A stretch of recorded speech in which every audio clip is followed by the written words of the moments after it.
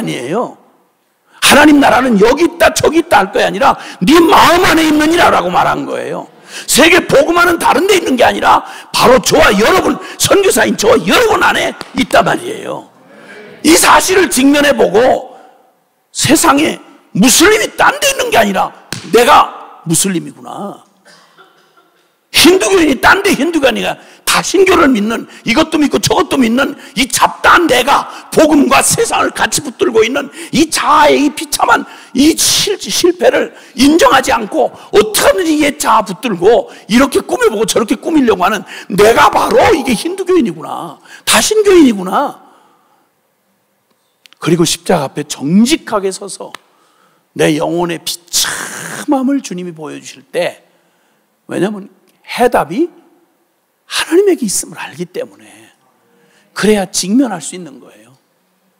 수술실에 들어갈 수 있는 건 용기가 아니라 바로 그 수술을 능히 해낼 수 있다고 믿는, 노련하고 신뢰가 가는 의사를 믿는 믿음 때문에 들어가는 거지, 무슨 칼로 째도 나는 참을 수 있다 용기 가지고 들어가는 게 아니잖아요. 믿음으로 들어가는 거예요. 그럼 나의 실패와 무능을 직면할 수 있는 용기는 어디서 오는 거 아니? 복음 되시는 주님을 바로 알 때 된다는 말이죠.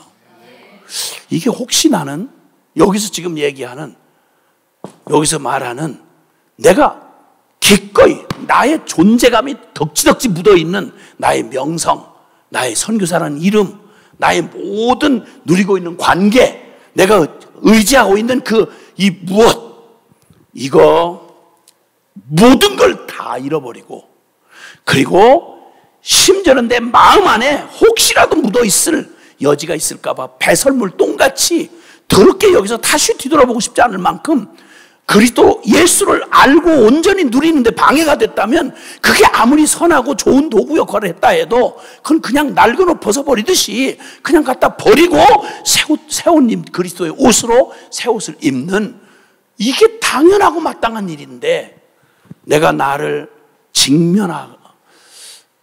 직면할 용기만 있었더라면 내게서 소망이 전혀 없고, 소망 없는 정도가 아니라 얼마나 내가 하나님 앞에 반역자인지, 내가 얼마나 무서운 사탄의 종로로 타는 반역자인지를 깨달을 때 자아를 자꾸만 사랑하고 아끼는 이 모습이 바로 뭐냐면요, 이상하게 복음 앞에 들어와서도 우리가 계속 헛된 씨름을 계속하는 게 뭐냐면 자아연민이에요. 자아연민. 그래도 내 한평생 내가 나라고 알고 끌고 살아왔던 나인데, 아무리 그래도 선한 게 있었는데, 그래도 좋은 것도 꽤 있었는데, 너무 익숙하고 친숙하고 내겐 너무 내 살이 돼 있으니까 옛 자아에 대한 연정이 끊이질 않아. 계속 그놈하고의 아름다운 추억이 계속 남아있는 거야.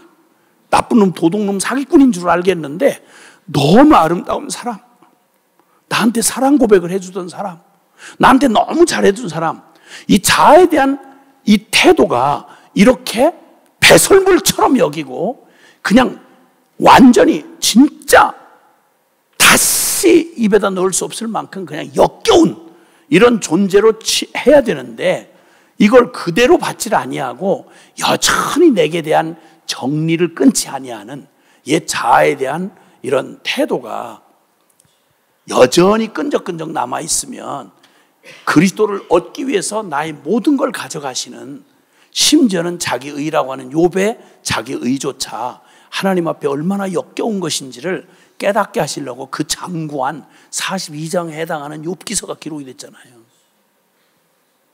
욥이 끝까지 붙들고 늘어지지 않았던 자기의 순전함이었어요. 근데 그게 얼마나 하나님 앞에서 무지하고 악한 것이었는지 깨닫고, 비로소 귀로만 듣고 알던 하나님을 눈으로 보고 그가 취한 태도가 뭐냐면 죄를 뒤집어 쓰고 회개한 거예요. 딴 걸 회개한, 오 하나님 이제 알았습니다, 오 신학적으로 놀라운 발견했습니다, 이게 아니에요. 자기의 존재의 무능과 실패를, 거기서 아무리 쥐어짜도 나올 게 하나님 앞에는 역겨워 토할 것밖에 없는 그런 존재라는 사실을 처절하게 깨닫는 것, 그것이 바로 그에게 하나님을 하나님으로 얻는, 그리스도를 그리스도로 얻는 그러한 비결이었다 이 말입니다. 빌립보서 1장 20절 21절 한번 같이 읽어볼까요?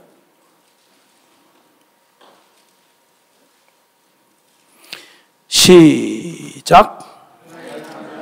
소망을 따라 부끄러워하지 아니하고 지금도 전과 같이 온전히 담대하여 살든지 죽든지 내 몸에서 그리스도가 존귀하게 되게 하려 하나니 이는 내게 사는 것이 그리스도니 죽는 것도 유익함이니라. 아멘.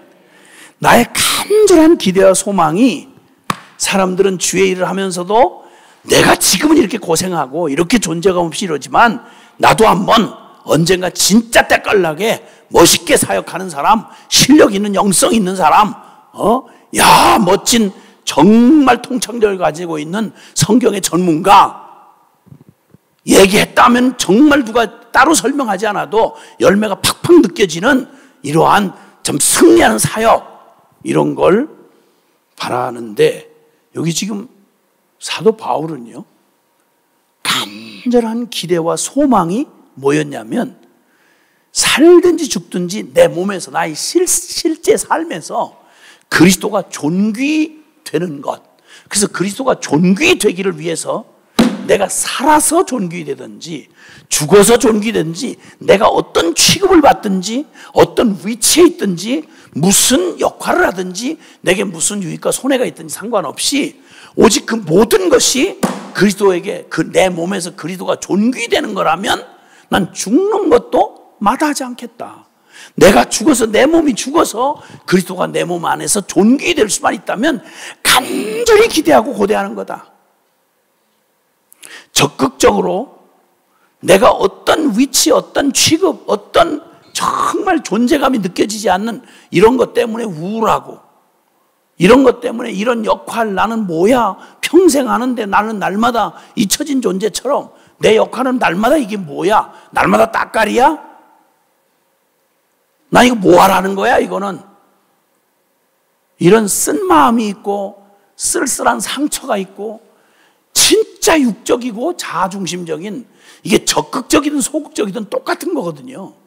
어떤 사람 대놓고 날마다 자존심 게임 해가면서 막 쌈 붙고 내일마다 막 자기 위치 확인하려고 하고 이렇게 해서 막 공동체 안에서 어렵게 하는 사람이 아주 까놓고 그런 사람이 있는가 하면, 소극적으로 우울하고 존재감이 느껴지지 않고 늘 기쁨이 없고, 이건 적극적인 소극적이든 똑같은 질이에요. 이건 똑같은 질. 근데 여기 지금 자신이 어떠한 존재인가를 철저히 알았다면, 나의 존재적 죄인으로 태어난 내가 어떻게 하나님의 그 완전한 앞에서, 온전한 원형 앞에서 실패와 무능의 그런 역겨운 존재였는지를 안다면, 이걸 직면하면 할수록, 그게 드러나면 드러날수록 나의 간절한 기대와 소망은 하나님 어떤 경우에도 여기에 살아서, 이게 이 나쁜 독버섯을 피워내듯이 이런 일 없게 내가 슬그머니 살아서 나 하는 게 이게 드러나지 않도록 주님 나를 철저히, 나를 죽음에 넘기시고 오직 그리스도만 드러나 주옵소서. 그리스도 안에서 발견된 내가 진정한 나니까, 그거 아닌 그리스도 밖에서 나는 전혀 수혜칠 가치가 없는 거니까, 나는 온전한 나의 간절한 기대와 소망은 내 일생 가운데 어떤 경우도 그리스도 밖에서 쓰레기처럼 발견되는 병든 자아의 모습으로 발견되는 일이 결코 없게 하옵소서.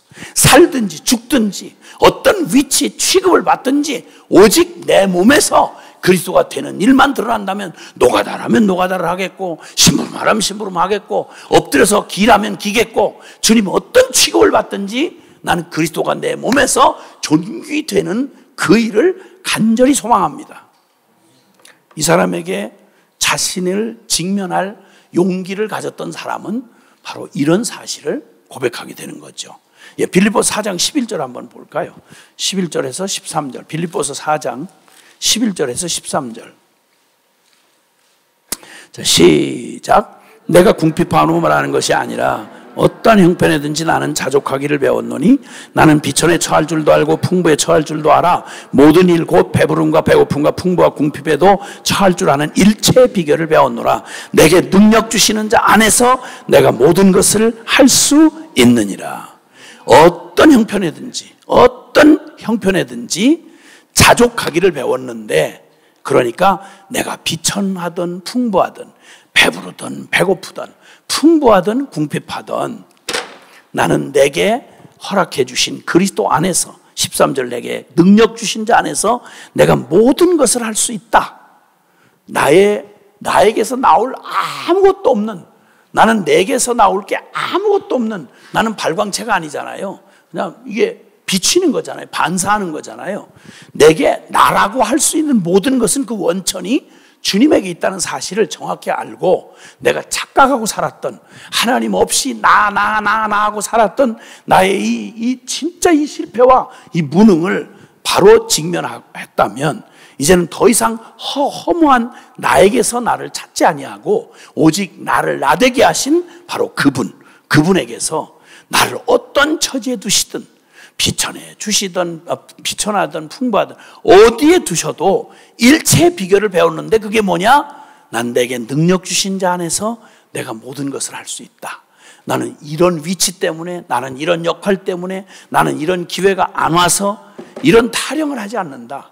주님께서 나를 어디에 두던 조용히 기다릴 때는 기다리고 잊혀져 있을 때는 잊혀져 있고 어떤 때는 막 높은 데 자리에 올려놓을 때는 올려놓고 낮은 데 처해서 그냥 처한 데 둘 때는 그렇게 두고 감옥이든 자유하든 뭐 건강하든 병들었든 어떤 상황에서든 나는 자족하며 스스로 정말 부족함이 없는, 여호와 나의 목자신이 부족함이 없다는 고백을 할 수 있는 비결이 바로 뭐냐? 내 능력이 나에게서 나오지 않고 내게 능력 주시는 자 안에서 나는 다만 그저 오직 그분의 그냥 통로일 뿐이고 그분의 도구일 뿐이다. 그러니까 더 이상 나의 능력이 있고 없고 내가 뭘 할 수 있다 없다 이거 아무 상관이 없다. 나는 아무 상관이 없다. 오직 나는 내 안에서 역사하시는 주님이 일할 기회를 가지시는 거니까 내가 고민하고 성공하고 실패할 걸 내가 고민할 이유가 없다. 그러니까 어떤 경우에도 자족하기를 배웠다. 자, 여기서 이제 이 고백들을 우리가 살펴보면서 누가 과연 이 용기를 가질 수 있을까요? 이 실패, 나라고 하는 내 존재의 이 실패와 운명적으로 내가 타고 태어난 나의 실패와 무능을 직면할 수 있는 그런 용기를 누가 갖게 되죠? 나의 실체를 맞닥뜨려서 이 진리를 알게 되는 건 다른 거 아니죠. 첫째는 정직한 영혼이고 또 하나는 영혼의 목마름이죠. 이 두 가지가. 그러니까 정직한 영혼은 그냥 인생 조금만 더 자신에게 좀 정직하게 되면 나는 누구인가? 이 설명이 안 되는, 나도 나를 이게 받아들이기가 어려운 나는 누구인가? 라는 이 질문 앞에 정직하게 서는 게 필요하죠. 두 번째는 뭔지는 모르지만 늘 저거를 나를 직면하기 싫은 사람들은 항상 나의 꼬이고 어려운 이 이유를 자꾸 찾기를 나는 부모에게 찾는, 다른 사람에게 상대방에서 계속 원인을 찾는 사람들. 그 사람이 있든 없든 나는 나로서 온전하게 살아야 되는데 원인을 전부 다른 사람에게 찾는 거예요. 이 단체가 썩었고 뭐 저 사람 리더십이 틀려먹었고 이런 사람이 합당하지 않고 이건 진짜 마음에 안 들고 이 사회가 썩었고 전부 상황을 다른 데서 찾는 거예요. 그러니까 자기를 직면할 용기가 없기 때문에. 그러나 이 영혼의 목마름, 아무리 남에게 투사시키고 변명을 드러나봐도 아하, 이건 무엇으로도, 그럼 그 사람이 만약에 그런 사람이 없어져 버리면 만족해야 될 텐데 날마다 남 비판하고 탓을 하는 사람은 그 사람이 없어도 여전히 또 다른 원인을 찾지 자기에게서 안 찾아요. 직면할 용기가 없기 때문에 그래요. 근데 진짜 내면을 들여다보면 내 영혼 안에 무엇으로도 만족할 수 없는 내 영혼에 목마름이 있다는 사실을 깨닫게 되죠. 이렇게 실체에 부딪혔을 때 똑같은 인생의 상황을 다 맞이하고 조금만 생각을 정직한 영혼을 가지고 있고 그리고 영혼의 목마름을 조금 깨닫는 걸 피하지 않고 나는 왜 이래? 이 사람인데 왜 이게 짐승만도 못하게 이래? 내가 아는 도덕성만 가지고도 내가 왜 이렇게 반응할 수밖에 없어? 매일 배우고 동의하고 남 판단하고 정죄할 만큼 기준을 가지고 있는데 왜 나는 여전히 나는 이 행태를 못 벗어나나? 이걸 고민하고 정직하게 이게 맞닥뜨리면 나를 알고 싶은 거예요. 내가 누구지? 왜 나는 이렇게 모순이 자꾸 일어나지? 그리고 왜 나는 다른 걸로도 이것 때문에 어려웠으면 이게 해결되면 그 다음에는 목마름이 없어야 되는데 왜 나는 이 목마름이 계속 끊이질 않나? 그래서 내 영혼의 목마름, 이거는 상황이 아니라 내 존재 안에 뭔가 목마름이 있는가 보다. 이 사실을 깨닫고 정직하게 부딪히면 천상 이 인간에게서 해답이 안 나는 걸 알 때 그 사람에게 복음이 들려지면 그러면 그 사람은 십자가의 복음만이 그에게 복음으로 들려지는 거예요. 아멘. 네. 그래서 이제 우리 잘 아시지만 결론은 너무도 분명하게 우리가 복음의 결론인 나 죽고 예수 그리스도 사시는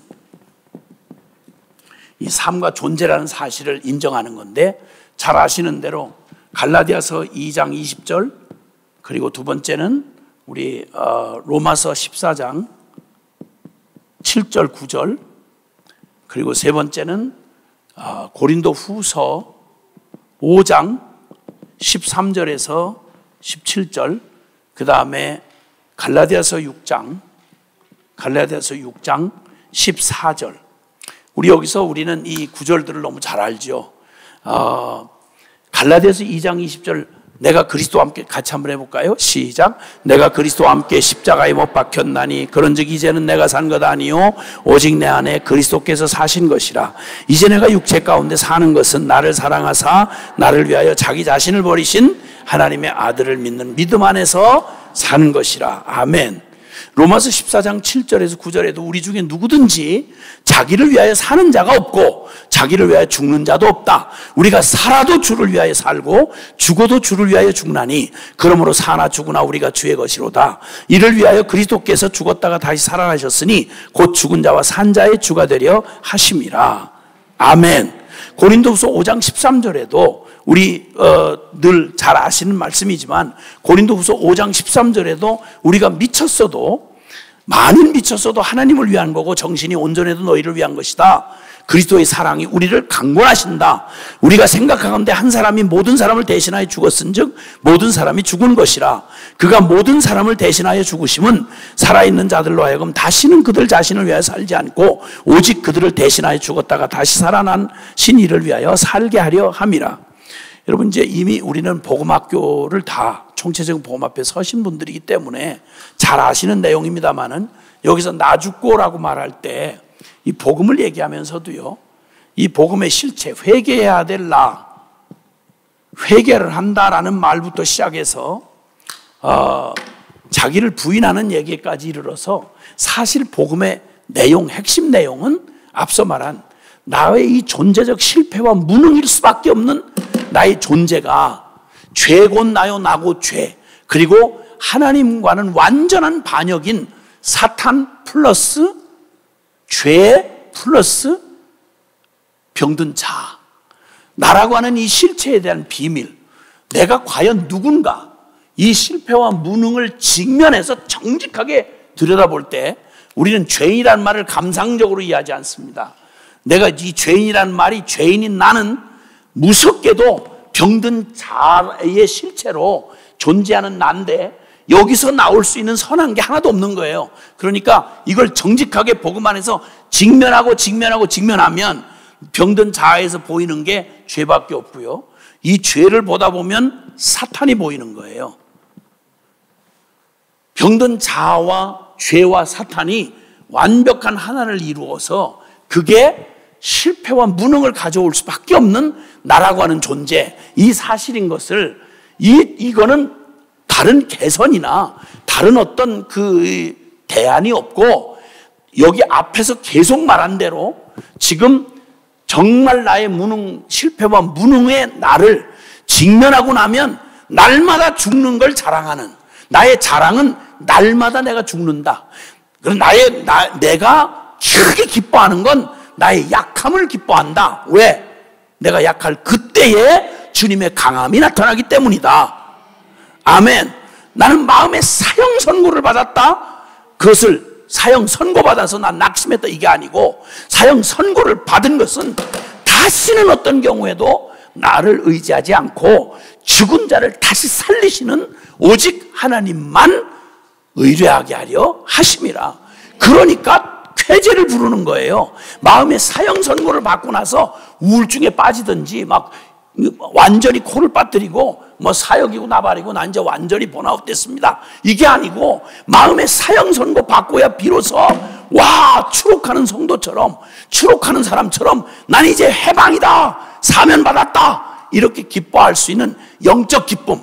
감정이나 육체는 육체를 입고 있으니까 위축되고 주저앉고 감정은 이게 주저앉을 수 있겠죠. 그러나 내 영혼은 나의 믿음으로 외치는 사실을, 외치는 것을 주저하지 않는 거죠.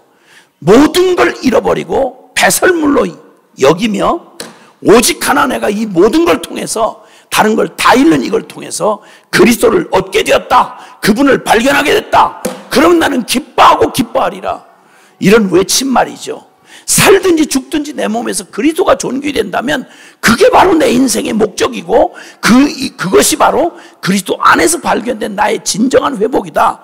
이 사실을 기뻐하는 복음이 된 사람들. 그래서 이 얘기는 다른 거 없이 이 모든 복음 안에서 정말 이 사실을 발견한 사람들은 내가 죽어서 더 이상 도덕적인 노력이나 인격 도야를 위한 인격을 갈고 다듬고 하는 이런 헛된 노력을 하지 않는다는 거예요. 이건 믿음으로 극복하는 일이지 인격 연습해서 되는 게 아니라는 거예요. 나를 갈고 닦고 막 나를 자꾸 쳐서 복종시키고 이런 인위적인 노력 가지고 되는 게 아니라 죽었다가 다시 산 믿음. 할렐루야.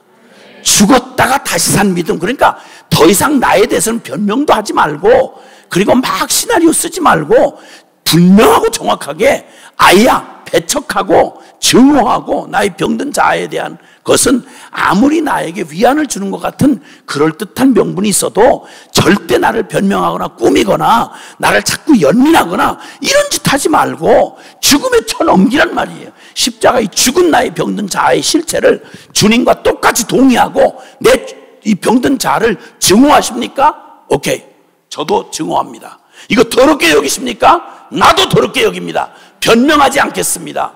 나의 억울함을 변호하고 싸바르고 이런 짓 하지 않고 그거 확인해서 뭐 할 거예요? 내가 의롭다고 이겨서 뭐 할 거야?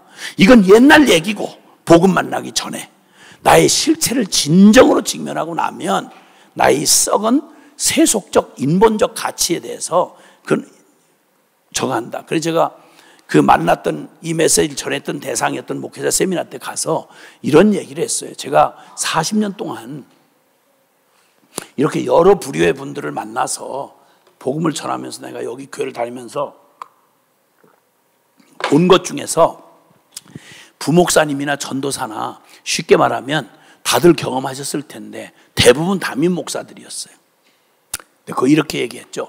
여러분도 경험하셨겠지만 제가 가서 그 교회의 그 열정적인 사역자들을 보면서 부목사나 아니면 교육전도사나 이런 사람들을 보면서 나는 그분들 중에 담임 목사가 비전이 아닌 사람을 본 적이 거의 없다.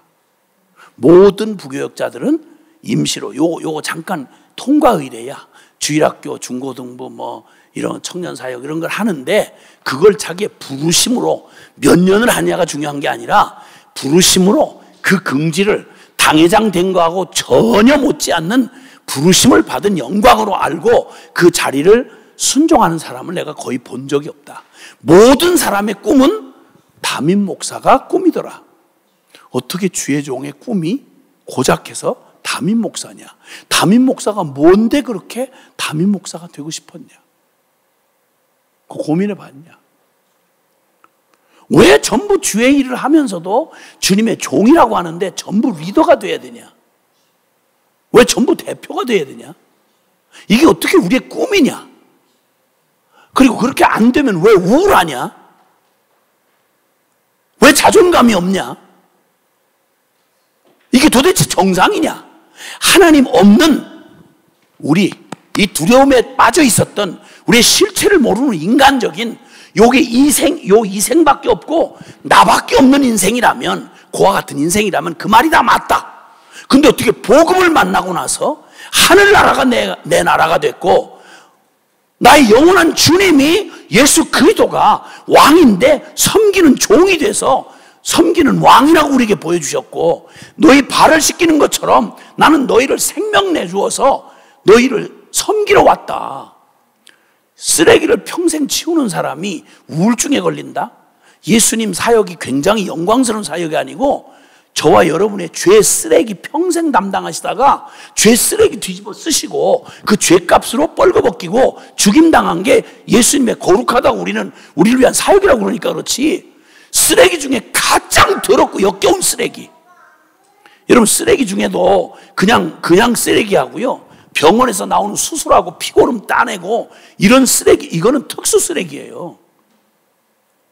예수님이 저와 여러분의 무슨 쓰레기? 죄의 정욕의 쓰레기를 그걸 뒤집어 쓰셨다고요. 평생 쓰레기 청소 미화원이에요. 우리 예수님이 따지고 보면 미화원. 그것도 가장 역겹고 증오스러운 그런 역겨운 죄의 쓰레기를 그걸 전담하시는 그런 분이었다고요. 남의 쓰레기도 아니고 내 쓰레기를. 그분 평생 미화원으로 끝난 게 아니라 미화원은 월급이나 타지.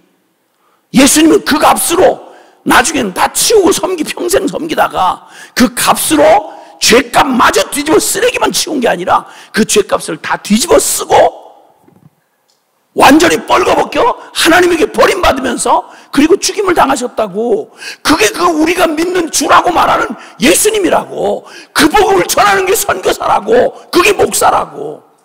근데 그거 해서 뭐 멋있는 총회장 되고 그거 해서 유명인사 되고 이게 무슨 모순이냐 이게 무슨 꿈이냐 이게. 어떻게 이걸 제정신이라고 말할 수 있냐? 이걸 어떻게 비전이고 야망이라고 말할 수 있냐? 이거야말로 너무 역겨운 거 아니냐? 생각해 보니 무엇 때문에 우울했냐? 무엇 때문에 사역하는데 성취감이 없었냐? 무엇 때문에? 남이 안 하는 일, 힘든 일, 그거야말로 주님이 꼭 필요한 그 일을 맡겼다는 말은 주님이 꼭 그 자리를 섬겨야만 되는 자리라면 그거야말로 가장 필요한 얘기 아니겠나. 나중에 심판할 때, 양과 염소를 심판할 때요, 그때 주님이 한 게 엄청나고 대단한, 우리가 바라는 요만한 것도 없었어요. 양의 편에 오른편에 예수님을 직접 대접했다고 칭찬받은 사람들은 어마어마한 총회장님하고 뭐 전 세계 유명한 무슨 유명한 복음 전도자하고 뭐 굉장한 신학자, 이런 거 그림자도 안 보여요. 그건 뭐라고 말하죠? 너 이 소자 중에 하나, 배고픈 소자에게 내 이름으로 작은 하나, 너 음식 나 대접해 주었지? 나 춥고 헐벗었을 때 너 입을 거 주었지? 나 외롭고 감옥에 갇혔을 때 넌 찾아와 주었지? 나한테 한 거야. 그거 나한테 한 거야. 왜 이 기쁨은 우리에게 없나? 전부 천박하기 짝이 없는 얘기를 주여 하면서 거룩한 일을 한다고 하는 우리의 생각과 가치가 이 썩어 빠진 이 병든 자아에 묶여 있어서 하다가 안 됐다, 뭐 실패했다, 우울증 걸렸다, 힘든다, 대부분의 얘기가 이 얘기 아니냐. 내 존재감 인정 안 해주고 성취감이 없고 다 이런 따위가 아니냐. 여러분, 이게 작은 문제인지 아세요? 이게 사실은 이 영원히 이미 이루어진 주님의 전능한 능력으로 이루어지는 복음 사역을 방해하는 게 다른 게 아니라 다 못 죽은 어쩌면 저와 여러분일지 모른단 말이에요. 복음은 능력이 있어서 모자람이 없어요. 그 복음이 회방받는 게 누구냐면 복음의 일꾼 때문에 회방받는 거예요. 그 더러운 자존심 하나 못 버리고 항상 우리 다 겪으시잖아요. 그 알량한 자존심은 성질 있는 대로 그 개도 안 가져갈 그 버장머리 그거 평생을 못 고치고 그 성질 부리고 남한테 계속 자존심 게임하고 지 멋대로 하고 막 판 뒤집고 뭐 하던 짓을 하는 거예요 이게 도대체. 아니 예수를 만나고 이 복음을 만났는데 복음 모르는 사람이란 몰라도 복음을 갖고서 고작한다는 짓이 삿바 땡기고 힘겨루고 자존심 게임하고 그 알량한 자기 안락한 그 몸뚱이 하나 다 해봐야 몸뚱이 죄짓고 산 몸뚱이 조금 힘들어 얼마나 힘들다고 그렇게 난리 구슬 떨어. 버장머리 고치면 될 거 아니요. 남이 힘든다는데 왜 그걸 못 고쳐? 뭘 그렇게 입이 그렇게 중요하다고. 아니 좀 습관 좀 그런 거. 예수님이 천국에 있던 분이 이 세상에 와서 그 딱딱한 유대인의 그 굳은 빵 잡수시면서 그런 우리를 위해 섬기셨는데 뭐가 그렇게 고급스러운 죄인의 입이 그렇게 음식 하나 가지고 그렇게 공동체를 어렵게 만들고 뭐 때문에 갈랐는지 한번 생각해 보세요. 뭐 때문에 안 됐는지. 그 작은 차이 얼마든지 사람 감정 거슬리고 어려울 수 있어요. 근데 그게 어떻게 주님의 부르심과 그분이 행하신 일에 그걸 다 뒤집어 엎을 만큼 그런 일이 되느냐는 말이에요. 거창한 무슨 문제가 우리를 방해하는 게 아니고요. 이 다못죽은 이 엄청난 복음은 우리에게 분명히 나는 이 병든 자를 처리하셨고 예수 사는 삶을 그냥 핏값으로 다 이뤄 놓으셨는데, 근데 내가 내 마음 안에 이 심령 안에서 이 기가 막힌 이 망령 붙들고 이 병든 자의 망령을 붙들고 바뀌지 않는 선교사, 순종할 수 없는 그런 이 기가 막히고 이 병리적인, 아니 그까지는 왜 인생 살 만큼 살고 몇 년 남았다고 그렇게 고집을 못 버리고 뭘 그렇게 비싸게 굴어. 뭘 쓰잘데가 있는 거라고 그 육적인 옛날 습관과 문화와 그런 알량한 자기 그거 붙들고 그렇게 연연하고 어려워하느냐고. 아니 안 되면, 한 번에 안 되면 노력을 할 수 있잖아. 방향만 잡으면. 하다가 안 되면 난 미안하다, 한 번에 잘 안 되고 자꾸 불쑥불쑥 이게 올라온다, 좀 도와달라, 나 잘못된 거 알겠다, 내 믿음을 쓰도록 좀 도와달라. 톡 까놓고 자기의 실패와 무능을 좀 얘기하고 협조를 구하면 우리 서로 그리스도 안에서 서로 도울 수 있잖아요. 못할 게 뭐 있어. 왜 이 엄청나고 놀라운 복음을 하나님 주님으로부터 받고 어떻게 이 복음이 우리에게서 장애가 되도록 자꾸 걸림돌을 하고 있겠냔 말이에요. 얼른 그 깨닫는 순간 얼른 치워버려야지. 얼른 빼면 되지. 손 거두면 되지. 주님 앞에 없는 걸 믿으라는 것도 아니고 이미 계산 다 나온 거. 이게 어디서 나오냐면 정직하게 앞서서 제일 먼저 말한 나의 실패와 무능을 직면할 용기가 없어서 그래요. 이거 사라지면 나 다 잃어버리는 거 아니야? 나 완전히 비참한 인간 되는 거 아니야? 뭐 이런 식이에요. 왜 거기에 연연하고 연민을 하고 그걸 부둥켜 안고 말도 안 되는 그런 걸 할 필요가 있겠냔 말이에요. 이 사실이 결론이 너무나 분명해서 성경은 그 이하의 얘기를 안 해요. 근데 이제 복음을 얘기하고 다 동의하면서도, 성경의 복음을 얘기하면서도 요 지점에 가면 여기까지는 깊이 들어가려고 하지 않아요. 자기 복음의 놀라운 그 결론에는 대의적인 동의를 해요. 근데 여러분 보시면 알지만 복음학교 이렇게 하면서 복음학교가 모든 인생의 결론을, 모든 삶을 대변할 수는 없지만 적어도 그 순간 그 복음학교라는 환경 안에서 복음에 반응하는 내용을 보면 우리 보면 알잖아요. 나의 복음 앞에 막 몸부림해가면서 하긴 하는데 막 까발리기도 하고 막 그냥 진지하게 막 떨고 막 요란하게 막 울고 불고 이렇게 하는데, 어떤 때 이렇게 나의 복음을 이렇게 보면 슬쩍 아이고 끄실렀네 이렇게 다 보이잖아요. 그 사람이 그게 결론은 아니죠. 그러나 적어도 그 기회 안에서만큼은 자기를 숨길 수가 없잖아요. 그 보면 벌써 봐도 다른 거 막 겉으로 아무리 뭐라고 해도 핵심을 비켜가는 사람이 있잖아요. 내 자신도 그렇지만 내가 복음 앞에 설 때 여러 가지 그때 핵심을 비켜가는 이유가 뭐예요? 죽은 나를 죽음으로 넘기는 그 일이 그렇게도 어렵잖아요. 그래서 막 사람들 여기 있는데 여기 아는 사람 다 왔는데 나 이것만 밝혀주면 난 죽는데, 다 결국 그 얘기예요. 지금 자기 존재가 그게 네가 아니라고 거기 속고 살았단 말이야. 그러니까 그거 벗어 던지라고, 그리고 내 원형을 그 새 사람을 입으라고, 그리스도의 생명을 받으라고. 근데 이제 현실은 이러니까 직면을 못하는 거예요. 사람들이 변화가 보이지 않는 이유가 뭐냐면 다른 거 없어요. 복잡한 인격의 문제도 아니고요, 과거 출신의 문제도 아니에요. 믿음을 안 써서 그래요. 그 믿음 중에 제일 먼저 직면해야 되는 게 나의 무능과 실패를 보는 거예요. 나의 실존을 처절하게 보면요, 숨겨서 숨겨지는 것도 아니고 그게 도움이 안 돼요. 그걸 얼른 이제 복음의 진리 앞으로 가져가서 복음의 결론이 단호하잖아요. 죽고 다시 사는 거예요. 그 이상도 이하도 없어요. 죽고 다시 사는 거예요. 맞아. 네가 깨달아가는, 앞으로도 더 깨달을 텐데, 그러니까 날마다 죽노라.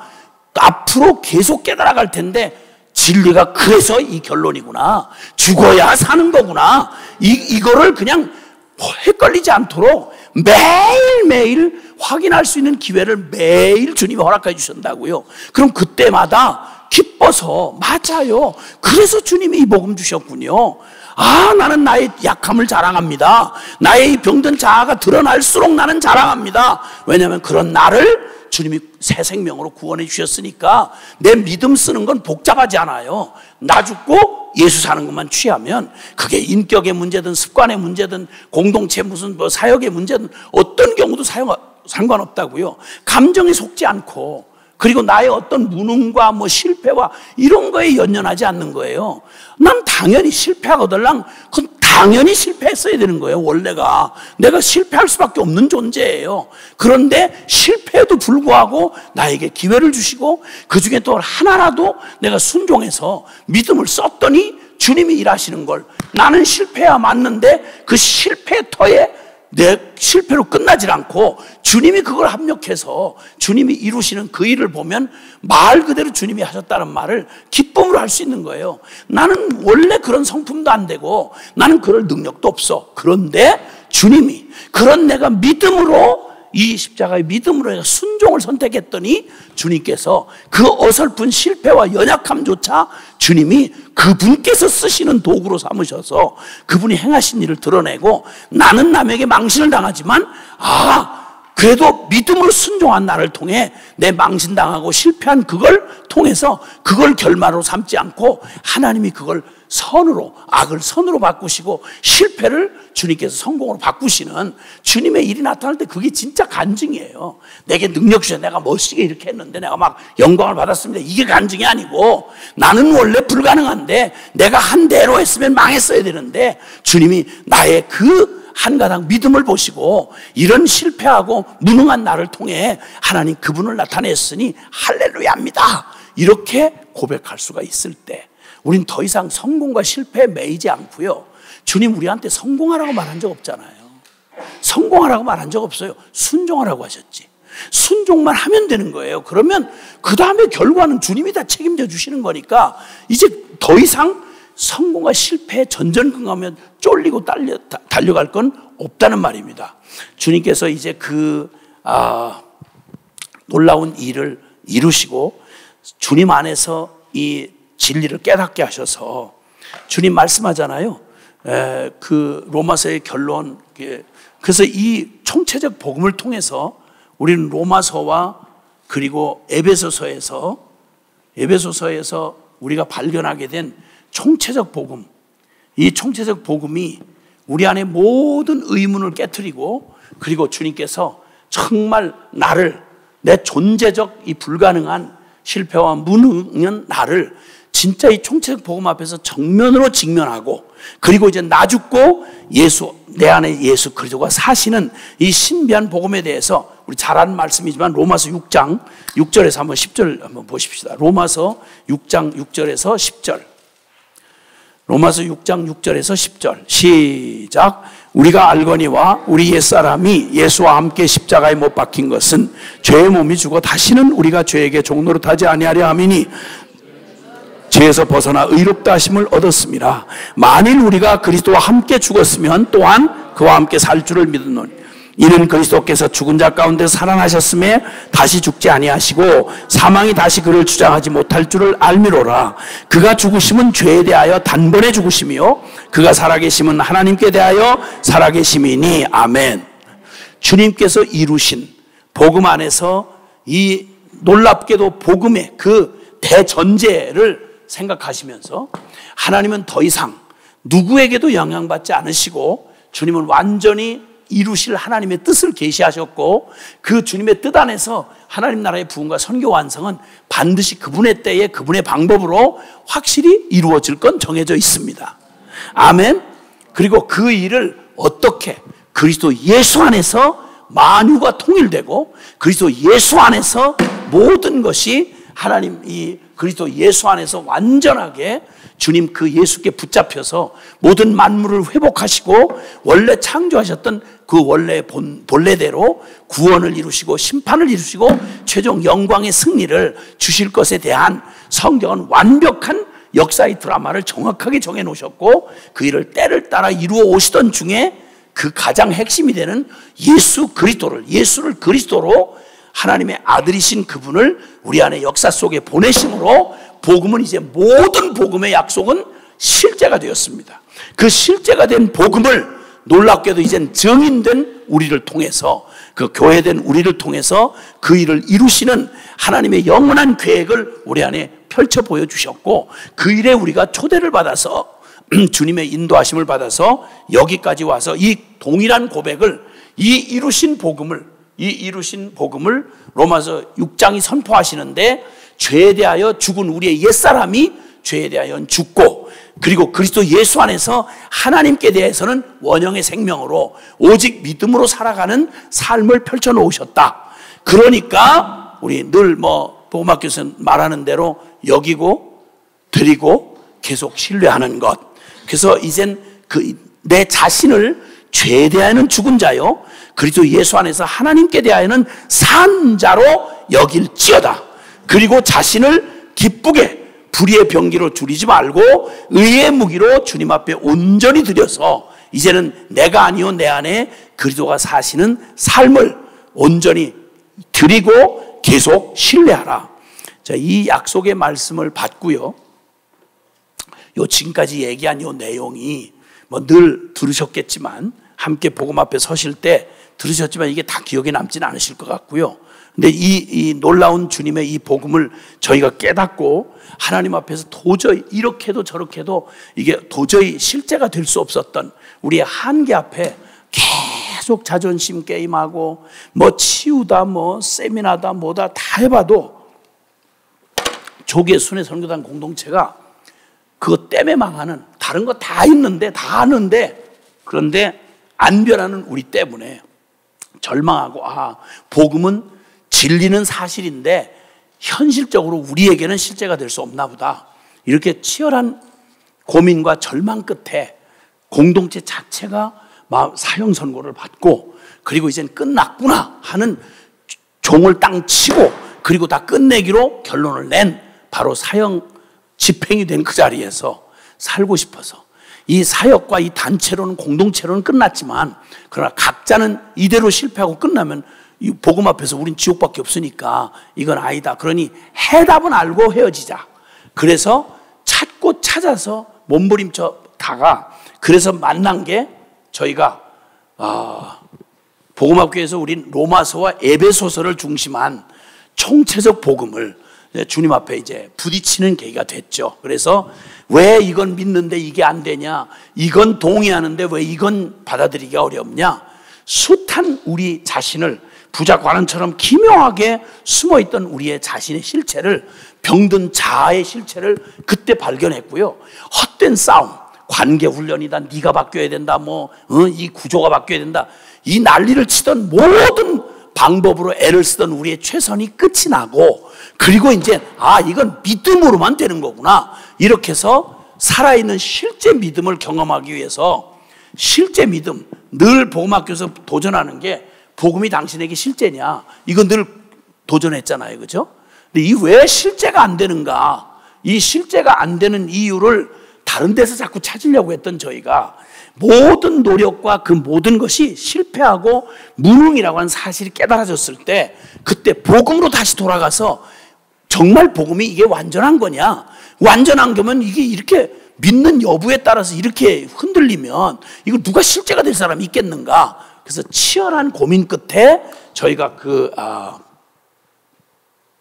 총체적 복음 앞에 서면서 누구도 제대로 배워본 적이 없는 바로 우리의 옛사람이라는 실체, 이 병든 자아의 실체를 발견했고 이 병든 자아의 실체는 어떤 환경에 갖다 놓아도 이건 하나님 앞에 절대 순종할 수 없고 이건 반역적 바로 이 사탄의 도구였구나. 그게 선하든 복음에 열심히든 상관없이 이건 끝이구나 하는 사실을 깨닫고 그리고 이제 악하고 두 손 두 발 들고 엎어지고 나서 그리고 이제 총체적인 복음을 나누기 시작한 게 저희 공동체를 그때로부터 시작해서 20년이 지나도록 그 완전한 실패를 디디고 그 이후에도 똑같이 연약함을 가지고 있거든요.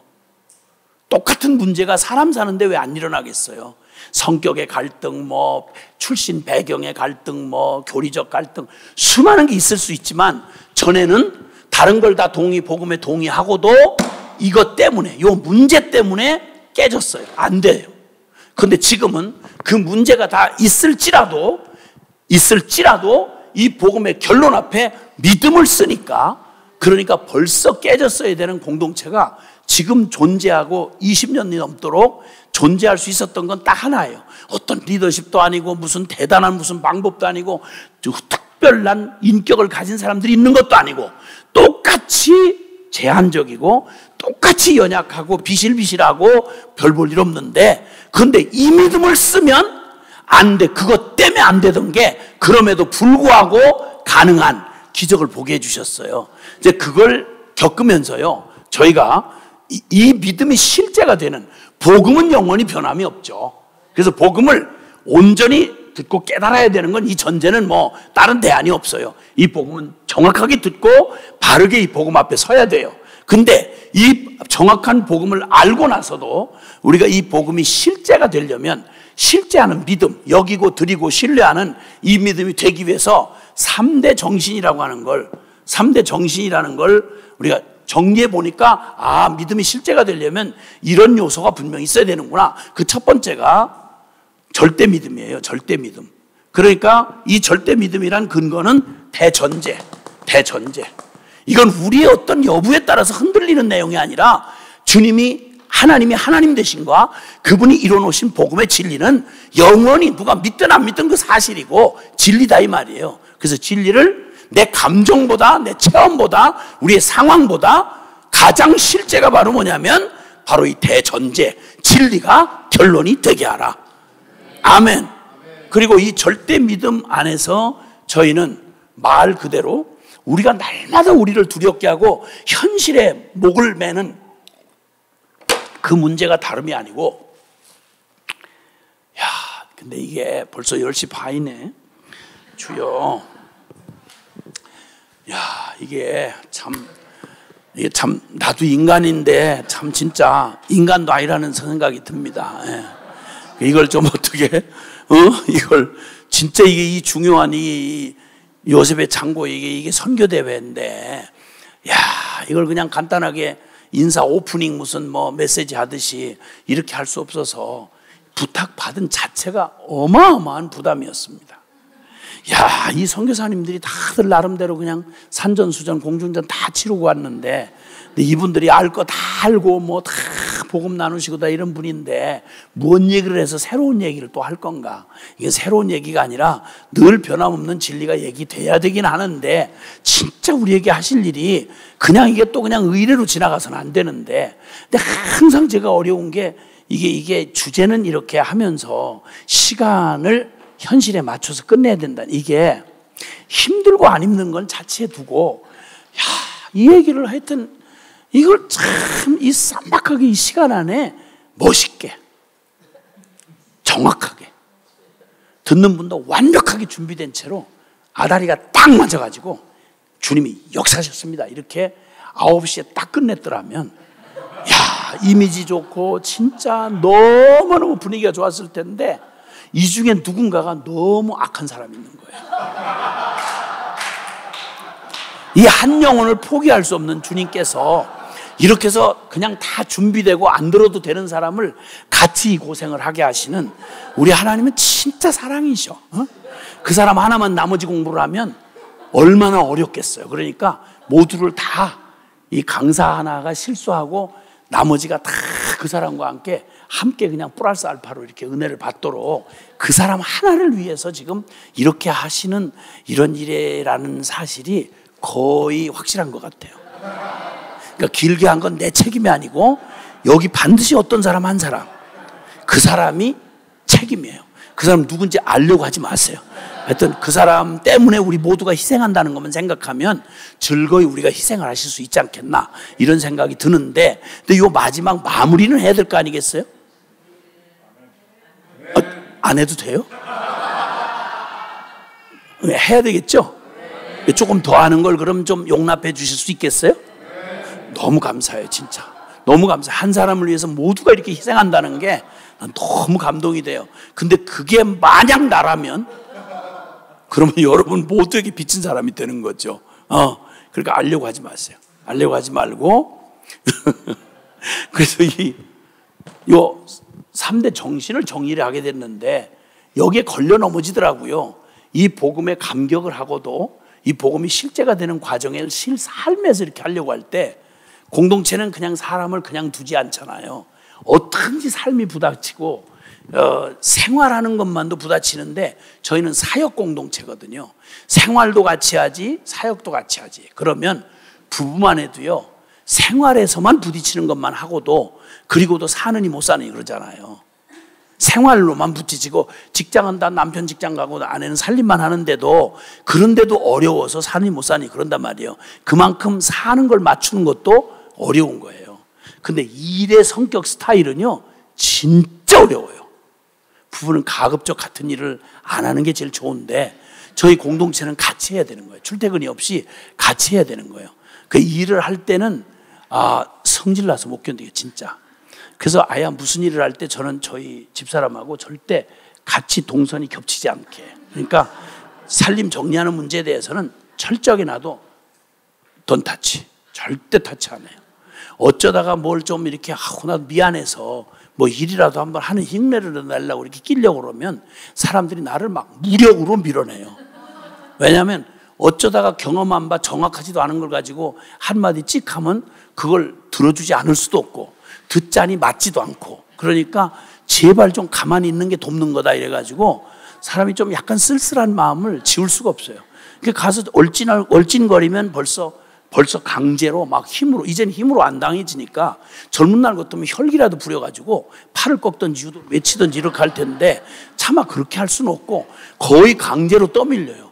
설거지를 할래도 막 설거지를 막 그냥 뺐는데 보통 뺏는 게 아니에요. 막 무력으로 상처받을 만큼 뺏어요. 그럼 어떻게 도대체 뭘 해볼 수가 없어. 근데 왜 그러나 했더니 내가 하는 순간 어려운 거예요. 이게. 그러니까 어쩔 수 없구나 이런 생각을 해요. 근데 일하는 스타일이 다 달라서 일하는 현장에서 부딪히면 쉽지 않아요.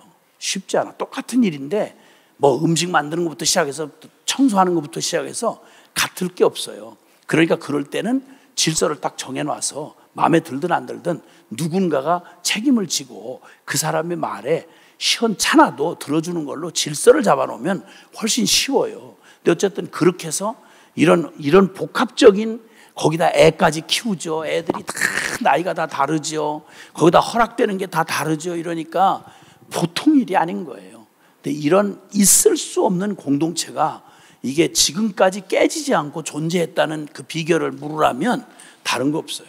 공동체를 가능하게 하는 수많은 관계 훈련, 치유, 뭐 별거 다 해봤어요. 다 해봤어요. 인간 안 돼요, 그게. 그런 걸로는. 근데 오직 가능한 게 바로 뭐였냐면 이 영원한 진리의 복음이 우리에게 이루어 주신 이 일을 믿음으로 순종하는 거였어요.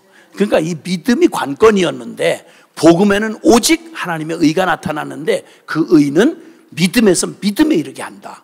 그러니까 믿음 빼놓고는 복음을 누릴 수가 없어요. 복음은 영원히 진리인데 이걸 우리에게 실제가 되게 하는 건 결국 믿음인데 그 믿음 중에 첫 번째가 절대 믿음. 이건 구체적으로 나의 모든 생활과 모든 것에 대해서 하나님 앞에 무소유로 하나님 한 분만을 쳐다보는 이 믿음에 극단적으로 서는 이 믿음의 이 정의를 정확하게 하지 않으면 이게 은근한 압박이 되기 시작하고 불안해지기 시작하면요 못하더라고요, 결국은. 그래서 이 믿음인데 절대 믿음, 하나님이 모든 사역과 필요에 대해서 하나님이 책임지신다. 그 이 사실을 믿는 믿음. 두 번째는 전적 헌신. 전적 헌신. 그 어떤 조건을 달고 나는 이러이러한 조건에서 이런 일을 하는 건 잘할 수 있어요. 그럼 만약에 나한테 그런 식의 기회가 아니고 딴 거, 내가 못하는 일 시킨다거나 내가 원하지 않는 일 시키면 난 못해요, 이런 단서와 조건을 붙이면 어떤 누구도 맞을 수가 없어요. 그래서 철저하게 저희 순회선교단 공동체 안에서 저희가 깨닫게 된 건 전적 헌신이에요. 전적 헌신. 그러니까 모든 주권을 디테일한 것까지 철저하게 맡기는 거예요. 그러니까 어떤 이유로든지 순종 못하면 이런 말은 아예 존재할 수가 없어요. 그 다음에 세 번째는 조건 없는 연합과 섬김이에요. 연합과 섬김. 이걸 가능하게 하는 우리 기초는 다른 게 아니라 주님은 머리 대신 주님 안에 우리가 각기 지체로 부르심을 받았다. 그러니까 나 하나로서 완성을 보는 게 아니라 내 하나가 완성, 모든 일을 다 완성하는 게 아니고 나는 내가 부르신 요 몫에 손이면 손 역할, 발이면 발 역할밖에 할 수 없어. 그러나 걱정을 하지 않아. 왜냐하면 내가 다 알 수 없지만 분명한 건 주님은 이 우주적 그리스도의 몸 안에 다 필요를 따라서 역할을 다 완전하게 두셨어. 그러니까 나는 나의 부족함 때문에 고민할 필요가 없어요. 왜냐하면 나의 부족함은 나는 요거밖에 못하는데 나머지 필요는 주님이 누구를 통해서든지 하나님이 하시니까. 그러니까 이런 인식을 갖고 있으면 우주적 그리스도의 몸된 교회가 그리스도의 머리 대신 그리스도 안에서 얼마나 완전한지를 알면 다른 사람에 대해서 시기 질투할 필요가 없어요. 내가 못하는 걸 그 사람이 하면 너무 기쁜 거예요. 왜냐하면 한 몸이니까 나보다 훨씬 더 잘하는 사람이 있으면 너무 기쁜 거예요. 내가 해도 할 일인데 그 사람이 하니까 너무 감사한 거예요. 어느 단체가 뭔가를 두드러지게 어떤 영역을 잘한다, 너무 감사한 거예요. 왜냐하면 우리 편이니까. 이건 시기 질투할 대상이 아니고 어떤 단체가 어떤 모양으로 무슨 역할을 하든지 그럼 우리는 그냥 심부름을 했는데 열매는 거기서 그 이름으로 되더라. 이걸 왜 어려워할 게 뭐 있겠어요. 어차피 주님의 영광을 돌리는 일인데 내가 시작은 했지만 저기서 더 완성해서 저기서 일을 이뤘다. 그럼 내가 해도 할 일인데 너무 기쁜 거예요. 이건 무슨 성인군자라고 이런 마음이 생기겠어요. 이건 진리 아니면 진리를 깨닫고 나니까 애쓰지 않아도 기쁘게 사심이 없어지더라고요. 왜냐하면 주님이 기뻐하시는 일이니까. 그러니까 나보다 누가 설교를 잘한다, 너무 감사한 거예요. 기쁘고. 야, 진짜 아니 내가 해도 할 일인데 그분이 하셨다니까. 다른 사역으로 이렇게 잘 쓰임 받는 분들을 보면 너무 감사한 거예요. 우리가 해야 할 일을 그분이 하니까.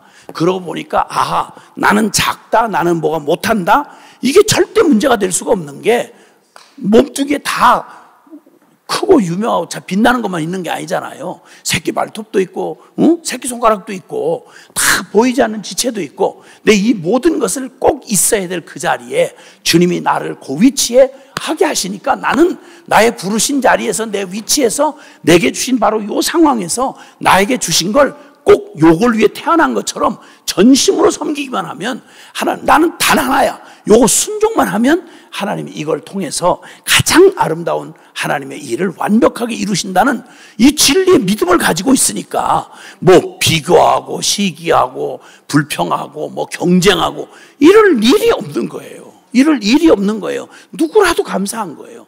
저희 처음 사역을 했던, 첫 순종을 했던 인도에서 사역을 하고 저희가 표방을 그렇게 하니까 그분들 이름으로 지원해주고 우리는 빠진다 이렇게 하고 나니까 태도를 이렇게 정하니까요, 전 세계를 돌아다니면서 무슨 취급을 받고 무슨 대접을 받아도 상관없어요. 초기에 순회선교단은 누가 믿어주겠어요. 그럼 죽으라고 그냥 온 순정을 다 바쳐서 우리 가족한테도 못 해본 사랑을 가서 현장에 있는 선교사님 지원한다고 가서 실컷 여러 명이 가서 섬기고 죽을 고생을 하고 빠져나오면 그냥 방 안 거실 한 켠에서 그냥 잠만 자게 해줘도 침낭 우리가 다 들고 다녔어요. 거기 뭐 어떤 저것도 받지 못하고요. 고맙다는 소리 별로 못 들었고요. 그리고 진짜 한 곳에서는 완전히 6개월 동안 저희가 그냥 거기 다 세팅하고 사람들 끌고 가서 훈련해서 거기 선교사로 헌신시키고 모든 가능한 자원을 다 동원해서 했죠. 거기 역사에 저희는 한 줄도 안 남아 있어요. 섭섭하냐고요? 아니요. 거기 이미 그 사람들 그 단체 이름으로 돼서 거기가 진짜 그 관문 도시에 아주 진짜 성공한 사역으로 알려졌거든요. 근데 그 초기를 주님이 저희의 섬김을 같이 써주셔서 그렇게 됐으니까 너무 감사하죠. 거기 우리 이름을 남길 이유가 뭐겠어요. 너무 기쁜 거예요. 근데 이게 그냥 쉬운 것 같은데 인간 인격 가지고는 불가능해요. 그리고 안 알아주면 섭섭하죠. 근데 그럴 이유가 없는 게 믿음을 쓰면, 그럼 저희가 원래 성인군자라서 이러냐? 아니요. 속이 밴댕이 속 같아가지고 섭섭하지요. 그런 생각이 들죠. 해도 너무하네. 이런 생각도 들고, 어떤 때 잘 알아주지 않고 그냥 너무 막 갖다 막 비인격적으로 이렇게 푸대접을 받고 이러면 진짜 더럽고 아니었고 생각이 들죠. 뭐 하려고 이 짓을 하나 싶은 생각을 하죠. 대전제를 잃어버리면 금방 섭섭해져요. 근데 금방 그런 거는 그 날마다 나는 죽노라. 그런 게 도전하고 생각이 나면 얼른 그 쓰레기 십자가 밑으로 가서 정리하면 되는 거예요. 그런 기쁨으로 섬겨온 세월이 20년을 줄곧 달려오면서 그런 궁시렁거리거나 그런 걸 억울해하거나 그런 생각 없었어요. 근데 이 3대 정신이 아니면 복음을 살아낼 수가 없더라고요. 복음을 살아낼 수가 없어요. 그러니까 이렇게 이 복음을 적용하면서 이건 굳이 뭐 순회 선교단식이냐? 아니, 복음을 살아내는데 대부분 실제가 안 된다는 얘기는 이 중에 어디에 걸려 있는 거예요. 이 중에 걸려 있어요. 그리고는 이걸 구체적으로, 이 정신을 구체적으로 실천하기 위해서 보니까 이게 막 중간에 저희도 뭐 아시겠지만 저희 순회선교단 그렇게 어렵게 이 공동체 안에 뭐 이게 헌신하고 들어와서도 중간에 이게 감당이 안 되니까 그냥 그만둔 중도 포기 내지는 탈락한 분들이 많아요. 적지 않게 많아요. 근데 대부분 어디에 걸리냐면요. 어디에 걸리냐면 무소유. 처음에는 쉽게 생각하고 들어오는데 처음에 들어올 때만 무소유가 아니고 평생을 무소유로 살아야 돼요. 그런데 생산활동을 전혀 안 하고 전심으로 이 사역만 그 풀타임 사역을 하는데, 근데 무소유로 사니까 애는 어떻게 키우고 도대체 뭐 먹고 살아야 되며 그냥 모든 삶의 일상이 이전에 살던 방식하고는 전혀 아닌 거예요. 그러니까 믿으면 실제로 믿어야 된다. 이게 되니까 진짜 실제인 거예요. 그러니까 공급원이 하나도 없는데 상식 가능한 공급원은 일부러 끊었어요. 왜냐하면 믿음을 점검해 볼 겨를이 없으니까. 그래서 일단 들어오면, 순회 선교사로 들어오면 가까운 가족이나 부모님이 헌금 못하게 해요. 그 못 받게 해요. 왜냐하면 상식으로 우리 지금 사는데 뭐 내가 믿음으로 사니까 가족들이 책임지고 다 할 거 아닌가. 이거 의존하면 언제 믿음으로 서냐 말이에요. 그럼 그런 상황이 안 되면 어떡하냐는 거예요. 꼭 그렇게 해야만 되느냐가 문제가 아니라 이거 점검은 0점 확인을 해야지요. 그러니까 이걸 못 믿으면 두려우면 그 두려움이 압박을 하기 시작하면요, 명분을 찾기 시작해요. 그렇게 할 수 없는 명분을 이것저것 트집을 쌓다가 그게 쌓여지면 명분 만들고, 나는 더 이상 부르심을 감당 못하겠습니다. 아무리 따지고 봐도 다른 이유는 없는데 만약 그런 얘기가 나오면 다른 거 없어요. 그 얘기예요. 그 얘기. 자, 그래서 이 무소유. 그 다음에 중간에 자꾸만 또 흔들리는 게 바로 또 뭐였냐면 종신. 종신 헌신을 해야 돼요. 그러니까 하나님 앞에서 내가 주님 앞에 이 순종할 때, 내가 순종할 때 언제까지 살지도 모르는데 뭐 종신이라고 해봐야 뭐 1년이 될지 뭐 10년이 될지 어떻게 알아요. 근데 그 사실을 결정하는 걸 굉장히 어려워해요. 왜냐하면 가다가 매번 이 종신의 마음을 한 마음으로, 우리 결혼할 때는 종신이잖아요. 아니에요? 아니, 일단 나중에 혹시 뭐 감당을 못하는 한이 있더라도 일단 결혼을 원래대로 하자면 종신이잖아요. 종신을 말을 안 써서 그렇지. 아니, 쓰죠. 결혼 서약서에 나오잖아요. 죽을 때까지 건물이 파벌이 될 때까지 한 남편으로 삼아서 이렇게 하겠다고 얘기했잖아요. 나도 결혼식 몇 번 주례해봤지만 그 얘기 하던데. 그 종신이에요. 그게 종신. 그게. 그럼 서로 둘이 믿을 수 없는 남자 여자 만나서도 종신을 약속하는데, 아니 예수님 앞에 순종하면서 종신이라는 전제를 안 한다는 게 이상하잖아요. 그래서 아예 중간에 안 그러면요, 해 바뀔 때마다 나 부르심이 맞나? 부르심 언제까지 가야 되나? 이걸 계속 고민하고요. 관계가 어렵거나 뭐가 좀 자기에게 뭔가 너무 어렵고 자존심 상하고 이러면 항상 붙이는 말이 부르심이 흔들린다는 거예요. 그래서 아야 부르심이 헷갈리지 않도록 종신 부르심이다 이렇게 해서 아야 그냥 확실하게 찍었어요. 그렇게 찍었어. 믿음이 하나님 앞에 단마음으로 되어지는 일에 이런 부분을 애매하게 해놓으니까요, 사단이 그냥 안 둬요. 그러니까 뜨겁게 출발을 했는데 별것도 아닌 틈을 딱 노려가지고 감정 상하잖아요. 누가 무시했다? 그러면 이걸 꽁 하고 두고 있다가 해결을 못하면 자꾸 변명과 자꾸 합리화를 찾아. 그래서 결국 나중에 따지고 보면 별 문제가 없어요. 공동체 있을 일이 뭐가 있어요. 누가 술을 먹고 패기를 해, 응?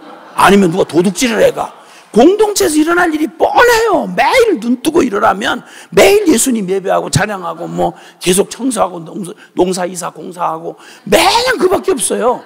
사역한다고 날마다 이렇게 뭐 큐시트 짜가지고 매년 여기 청소하고 뭐 가서 섬기고 아무것도 없어요. 거기다가 오직 누가 욕을 해. 어? 누가 욕을 안 해요. 옛날에 욕을 많이 하던 사람도 들어오면 욕하면 입술을 찢어버리는 거예요. 공동체에서 어디서 욕을 해. 어디서 말도 안 되지. 그리고 술 먹고 해롱거린 사람도 없고요. 과거에 술을 드시던 분들이 있어요. 그래서 얘기하다가 과거 얘기하다 소주 얘기 나오면 입가에 이렇게 침을 이러는 분들이 있긴 있어. 있는데 그렇다고 몰래 술을 드신다. 있을 수가 없어요. 다 술하고 담배하고는 거리가 멀기 때문에 냄새가 조금만 나도 다 알아요. 어디서 담배를 살짝 피고 와. 입술을 찢어버리지 그냥. 응? 그러니까 아무것도 문제될 게 없어. 거기에 무슨 실력 가지고 잘하냐 못하냐 아무 말 안 하고 어떤 것도 트집 잡을 게 없는데 어렵다. 다른 거 없어요. 여기서 이 문제에서 늘 마음에 닻을 안 내리면요 계속 공격받아요. 못 만져가. 그 다음에 또 하나는 공동체예요. 철저하게 공동체 원리로 살아야 돼요. 그러니까 이 믿음을 가지고 이 믿음이 실제가 되어 살아가는 일에 제일 중요한 게 사람은 절대 하나로 완성이 안 되도록 말씀해요. 그래서 처음 아담을 완전하게 만드셨지만 독처하도록 만들진 않으셨어요. 그건 꼭 부부관계만을 말하는 게 아니라 사람은 어차피 사회적 존재예요. 그러니까 같이 더불어서 함께 사는 공동체가 아니면요 병은 딴 데서 오지 않아요. 건들지 말아요. 난 그런 거 싫어요. 이러고 자기를 혼자 굴파기 시작하면 그 인격이 바로 된다는 건 불가능해요. 하나님이 원래 그렇게 짓질 않으셨어요. 반드시 누군가에 의해서 책임도 져야 하고 섬기기도 해야 돼요. 이런 관계 안에서 이렇게 살으라고 주님이 우리에게 주신 계명이기 때문에 그래서 하나님을 사랑하고 이웃을 사랑하라는 게 계명이에요. 싫든 좋든 우리는 본성적으로 반드시 존재가 살아있는 한 누군가를 사랑하고 섬겨야 돼요. 이럴 때 우리 인격이 바르게 균형을 갖고 하나님의 축복을 누릴 수가 있단 말이죠. 그래서 이 공동체로 철저하게 사는 거예요. 어디로 가도 혼자 사는 게 아니고 그 다음에 또 하나는 선교라고 하는 이 부르심. 하나님께서 성령이 임하면 땅끝까지는 내 증인이 되리라. 모든 교회라고 하면 우리가 교회라고 하면 철저히 선교적 부름을 받은 선교적 복음 제사장으로 왕 같은 제사장으로 부름받았다고 성경이 분명히 말하고 있기 때문에 누구도 복음은 받았는데 난 선교는 무관합니다. 이런 일은 복음 앞에 서보셔서 하시지만 불가능해요. 근데 이 선교라는 부름을 놓고 저희 공동체에 헌신을 하고도 또 흔들어대는 얘기가 어려우면 저는 교회의 부르심 같습니다. 또 이렇게 하고 말을 바꾸는 거예요. 선교의 부르심, 교회의 부르심 이게 달리 얘기할 수 있는 게 아닌데도 불구하고 핑계를 대기를 저는 선교사인 줄 알았는데 부르심은 이제 지금 생각해 보니까 너무 어렵고 심령이라고 어렵고 힘든데 보니까 나는 선교 체질은 아니고 교회 체질인가 봐요. 선교 체질이 아닌데 교회 체질, 이거 말이 안 되는 얘기예요. 말이 안 되는 얘기예요. 선교를 못하는데 교회를 어떻게 해. 교회는 선교보다 이게 똑같은 의미지만 교회는 선교보다 훨씬 어려운 거예요. 그거는 진짜 말로 하자면. 그래서 그런 말장난 못하도록 선교에 대해서 정확하게. 그래서 그 영향을 받았던 헤브론 원형학교도 아주 애매모호한 선을 하지 않고 선교사로 부름 받았다고 할 때만 들어올 수 있어요. 자, 그 다음에 그리고 이제 철저하게 긴 말 없이 순종. 하나님의 권위는 보이지 않는 하나님에게 순종한다는 말은 보이는 사람 권위에 순종한다는 걸 통해서 드러나는 거예요. 그래서 저희는 나이가 어리든 많든 경험이 많든 적든 만약 예를 들어서 직임이 맡겨졌다. 복음학교만 해도 그 직임이 맡겨졌다. 근데 경험이 난다긴다 하는 막 아줌마 저 성교인들이 많은데 경험이 없는 누가 주방장이 됐어. 그러면 주방장한테 잔소리하고 싶어서 근질근질 못 견디는 거예요. 근데 절대 그런 게 허용이 안 되죠. 그래서 잘 안 맞아도 혹시 겸손하게 묻고 도움을 받는다고 하면 몰라도 혹시 생각이 모자라도 일단 옳은 것보다 이 질서가 더 중요한 거예요. 순종부터 먼저 하는 거죠. 그래서 순종을 하라 그러면 순종하는 거예요. 어떤 때는 무식할 만큼 비합리적일 만큼. 근데 이 방법 하나 잘하고 못하고가 아니라 하나님에 대한 나의 믿음의 태도가 하나님에 대한 믿음의 태도가 더 중요하다고 생각하기 때문에 그걸 견지했어요. 이 얘기를 왜 하느냐면요. 이 얘기를 제가 왜 하느냐면 주님의 이 복음을 받고 주님의 복음을 받고서 정말 이 복음이 실제가 돼서 만들어내는 사람이 어떤 경우에도 제한받지 않는 순종의 전문가예요. 근데 이게 하나님 나라의 원리 중에 아주 중요한 원리 중에 하나가 되는데, 자, 여러분 아시는 대로 시편 110편 3절에 보면 주님이 마지막 때에 주의 권능의 날에 주의 백성이 거룩한 옷을 입고 즐거이 헌신하니 새벽 이슬 같은 주의 청년들이 주께 나오나이다. 주님의 마지막 그 권능을 드러내시는 마지막 때에 하나님 나라의 권능이 어떻게 드러나냐면 우리가 생각하는 막 깨부시고 막 전쟁하고 막 이런 게 아니고요. 주님의 이 권능은 구원하는 권능이잖아요. 이 역사 속에 예수 그리스도를 통해서. 그러면 이 그리스도를 통해서 일어난 복음이 어떤 원리에 의해서 이 땅에 실제가 되고 이 땅에 그 복음화 되느냐? 주님 놀랍게도 우리는 복음화에 대한 전략이나 이 거대한 필요 앞에 어떤 뭐 대단한 물량 이런 걸 걱정하는데 그건 우리가 걱정할 일이 아니라는 거예요. 그건 주님의 주권에 있어요. 하나님은 절대 모든 만물의 주인이시니까 뭐 물질이 부족해서 선교 못한다. 이것처럼 천박한 얘기가 없어요. 주님이 물질이 없어서 선교를 못하는 그런 분이 어디 있어요. 모든 물질이 다 주님 건데. 그리고 주님이 어떤 조직이나 어마어마한 정권 같은 힘 이런 거에 의해서 하는 게 아니에요. 예수님이 그렇게 하신 적이 없어요. 주님은 이 권력이나 정치 권력이나 종교 권력이나 아니면 무슨 시스템이나 엄청난 숫자나 인적인 숫자나 이런 걸로 데모하고 뭐 없고 이 상황을 뒤집어 이런 식으로 하나님 나라를 말하지 않았어요. 놀랍게도 주님은 복음을 전파하시되 주님의 관심사는 딱 주님의 손에 그리스도가 전부가 된 한 사람 12명의 제자들을 남겨놓으셨어요. 그리고 나머지 주님 십자가에 죽고 부활하신 다음에 다 떨어져 나가고 120명이 남아서 오순절 마가의 다락방에서 기다리고 있었어요. 전 세계를 복음화하라고 부탁하신 사람이 다 해봐야 마지막까지 성령의 약속을 받은 처음 교회 멤버가 된 사람들이 다 해봐야 120명이었어요. 주님의 3년 반에 직접 하셨던 사역의 열매가 120명밖에 없었어요. 근데 주님이 절대 고민하거나 걱정을 하시고 이 숫자 가지고 이 3년 만에 이거밖에 안 남는데 이게 어떻게 복음화가 되겠느냐 이런 암시가 전혀 없어요. 전혀 걱정하지 않으시고 주님이 온 세계를 그들에게 부탁하시는 거예요. 너희는 모든 족속으로 제자를 삼아 아버지와 아들과 성령의 이름으로 세례를 주고 내가 너희에게 분부한 모든 걸 지키게 해라. 그리고 온 천하 이 모든 민족에게 이 천국 복음이 모든 민족에 증언되기 위해서 온 세상에 전파될 거야. 어떻게? 너희가 성령 받으면 권능을 받고 땅끝까지 이르내 증인이 될 거야. 이 얘기를 들은 사람이 예수님 승천하시고 10일이 지난 뒤에 오순절날 이 약속을 받고 증인이 될 씨로 삼은 게 120명밖에 안 된다니까요.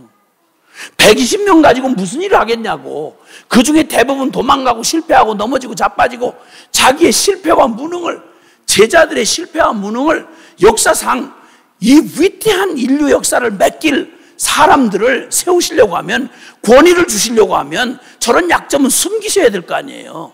믿고 따를 만한 지도자로 세웠으면 저건 하지 마셨어야 될 거 아니에요. 성경은 있는 대로 까발려 놓으셨어요. 이 제자들에게서 아무것도 이 제자들에게서는 기대할 게 없다. 아멘? 예. 마가는 예수님 끝까지 따라가지도 못하고 뻘거벗고 배우님을 이렇게 두르고 있다가 뻘거벗고 맨몸으로 알몸으로 튀었다고 그걸 성경 기록하고 있다고요. 마가복음의 마지막은요, 전부 부활을 보고도 믿지 못하더라. 이게 마가복음의 마무리예요. 끝까지 실력도 없는 게 믿음도 없어. 이런 것들을 데리고 무슨 세계 복음화를 말하냐고. 근데 주님이 세계 복음화 전략회의를 하듯이 마태복음 28장에 말씀할 때 그 어설픈 실패자들, 그냥 완전히 무능한 자들, 아무것도 할 수 없는 자들, 그들을 데려 앉혀놓고 당신이 당당하게 말하기를 하늘과 땅의 권세 내가 다 가졌어. 내가 너희를 보낼 거야. 가서 제자 삼아. 세상 끝날까지 내가 같이 있을게. 너네 보고 하라는 거 아니야. 내가 너희와 함께 있을 거야. 이 얘기예요. 그러면 자, 하나님이 하늘과 땅의 모든 권세를 가지셨고 모든 역사의 중심이 예수 그리스도다. 내가 그분과 십자가의 죽음과 부활로 연합되었다. 그분은 성령으로 나를 세상 끝날까지 함께 할 거다. 그러니까 너희가 뭘 하는 게 아니라 그냥 내 증인이 되라. 네가 보고 경험하고 네 안에 사시는 예수님을 더도 말고 덜도 말고 그 예수님을 증언하라는 거예요. 연구해서 발표하라는 게 아니고 신학 발표하는 게 아니라 네가 보고 경험한, 네가 나 죽고 지금 내 안에 주님 힘으로 살아갑니다, 이 예수를 전하라는 거예요. 증언하라는 거예요. 그것도 네 열심으로 하는 게 아니라 네가 얼마나 오두방정 떨고 이렇게 엎치락뒤치락 하는지 아니까 성령을 내가 보내겠다. 그래서 성령님이 계속 네 영혼 안에 말씀을 생각나게 해주고 내가 너와 함께하는 걸 늘 깨우쳐 주마. 넌 오직 믿기만 해. 모든 거 다 준비됐으니까 넌 믿기만 하고 네가 경험한 예수님을 보고 들은 바를 전하기만 해. 그러면 딱 하나예요. 이 조건이, 이 3대 정신, 이 5대 원칙이 이렇게 결론이 된 건요, 순종의 전문가가 되는 거예요. 그러니까 예수 없이는 한순간도 살 수 없고, 예수면 다른 모든 질문이 사라져. 그래서 예수님이 나와 함께 하시니까 내가 할 수 있냐 없냐는 더 이상 연구 대상이 아니야. 내가 실패하고 무능하다는 사실은 새로운 발견일 수가 없어. 날마다 확인할 수 있게 해주시면 그건 바로 믿으라는 말이야. 우울하라는 말이 아니라 뭐 안 만난 걸 만난 것처럼 막 우울증 걸리고 막 그냥 자책하고 나는 실패했어요. 이런 이상한 짓 하지 말고, 맞아, 그게 바로 너야. 그래서 믿으라는 거야. 그때마다 믿을 기회를 주시니까 난 날마다 죽노라. 날마다 죽는다는 말은 날마다 믿음으로만 산다 이 말이죠. 그렇게 해서 이 순종을 가능하게 하시니까 참 어설프고 별 볼 일 없는데, 그때부터 아시다시피 여기 대부분 증인들이시니까 저희가 이걸 내부 안에 확신을 얻을 때까지 2002년 총체적인 복음 앞에 서고 나서 진짜 복음과 기도면 충분하다, 이런 확신을 갖게 해주셔서 그 다음에 2003년에 기도 246을 했고, 복음과 기도면 선교는 완성될 수 있다는 확신을 가지고 순종을 하다가 2007년쯤 됐을 때에는 이건 우리만의 복음이 아니다. 이건 모든 공동체, 모든 교회에게 이 사실을 외쳐야 된다. 그래서 감히 그때 기쁨을 넘어 영광으로 이렇게 하면서 이건 우리만의 믿음이나 복음이 아니고 이건 모든 그리스도인에게 외쳐야 될 말이다, 이렇게 외치는 선포를 하고, 주님은 우리 안에 누룩을 제하시고 우리의 이 고백이 우리 안에 실제로 순종해가는 과정에 너무 또 2002년 이후에는 막 업이 돼가지고 그냥 눈에 뵈는 게 없었어요. 그냥 막 주님이 막 갖다 능력으로 밀어주시니까 이 확신이 넘치니까 그냥 가감 없이 그냥 막 갖다가 막 설치기를 하는데, 이게 너에게서 나오는 확신이 아니다. 그래서 저희 안에 꼬라지를 정확하게 드러내 주시고 다시 재헌신하고 다시 이 사실을 다시 한번 확인하면서 다지고 다진 다음에 2010년에 복음기도 동맹선언을 했어요. 복음기도 동맹선언을 하면서 바로 이 한 사람, 이걸 성경에서는 우리는 요 시편 110편에 새벽 이슬 같은 주의 청년, 이거면 되는데, 스가랴서 8장 23절에 유다 사람 한 사람, 제대로 된 유다 사람 한 사람의 옷을 이제 10사람이 이방인이 붙들고 너희와 함께 한다는 하나님의 소식을 들었다. 우리를 그리로 데려가 달라. 이렇게 말하는 마지막 때 대연합과 부흥이 일어날 거라는 확신을 주시고, 그래서 그 확신을 가진 다음에 주님 앞에 선포하고, 이 한 사람이면 된다. 유대 사람 한 사람, 하나님의 평화의 사람. 그래서 주님의 나라의 복음화를 어떻게 이루실 거냐? 놀랍게도 주님은 모든 사람을 가서 멱살 잡고 감동시켜서 설득해가지고 믿게 해라. 이건 그렇게 될 수도 없거니와 그렇게 하라고 하지 않으셨어요.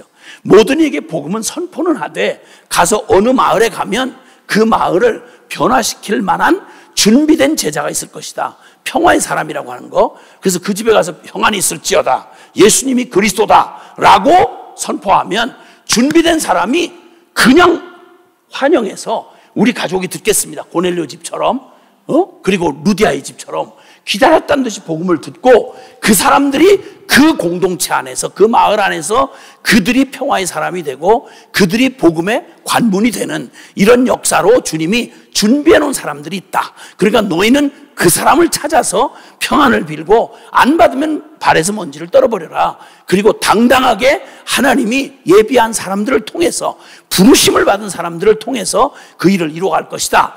이 믿음 가지고 순종해라. 자, 이렇게 되니까 얘기가 완전히 달라지는 거죠. 그렇게 해서 저희가 그 한 사람이 준비됐다고 할 때, 이 순종의 전무가 준비됐다고 할 때, 지금 아시는 대로 복음기도 동맹의 그런 신문 사역, 그 매스미디어 사역, 그리고 또 여러 가지, 지금 요셉의 창고도 마찬가지고 또 여러 가지 학교, 이 모든 사역들이 각 영역마다 복음이면 충분하고, 이 준비된 한 사람의 제한받지 않고 순종하는 한 사람이면 주님은 얼마든지 일을 행하실 수 있다. 이걸 증인으로 서도록 이렇게 해서, 그때 순회 선교단의 리더십들을 굉장히 어려운 결정을 했어요. 2010년에 단체가 저희 단체 중심이 되도록 이렇게 세운 리더십이 이렇게 있는데, 그 리더십들을 다 각 단체로 파송을 해버린 거예요. 이 공동체를 어떡하나, 이것도 믿음이 필요했고요. 근데 각 단체가 해본 일이 아니었어요. 근데 다들 그때 복음을 받은 사람들의 생각 속에, 너희는 다 그렇게 해결되고 맘 받는 사람들끼리 공동체를 하니까 되는데, 복음 가지고 교회는 안 된다, 복음 가지고 학교는 안 된다, 복음 가지고 사업은 안 된다, 이런 식으로 자꾸 얘기를 하니까 뭐 책임감도, 일말 책임감도 있고, 복음이면 다라고 외쳐왔는데 그 무슨 말이야. 그러고는 일단 성공하냐 안 하고는 상관없으니까 우리가 순종하는 믿음으로, 복음으로만 순종하는 걸 각 영역에 한번 가보자. 이렇게 해서 순종을 하기 시작한 게 지금 아시는 대로 복기동 안에 있는 여러 단체들, 여기 다 똑같은 원리입니다. 똑같이.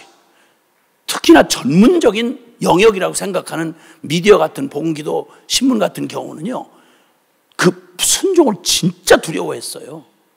그게 어떻게 말이 되느냐고. 월급도 없죠, 전문인 인력도 없죠. 어떻게 신문을 매번 어떤 기자를 동원해서 이 신문을 하느냐고요. 무식하니까 저런 소리를 한다. 그래서 아니라고, 주님 앞에 순종을 해보자고.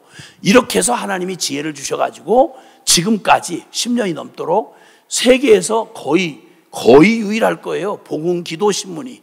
그리고 지금은 상당히 여러 문화로, 언어로도 되지만 그 필진도 주님이 여러 준비해 주시고, 그 신문이 갖는 특성이 굉장히 다른 신문의 일반 신문하고는 비교 안 될 만한 정말 특별한 은혜로 그 신문을 가능하게 해주셨어요.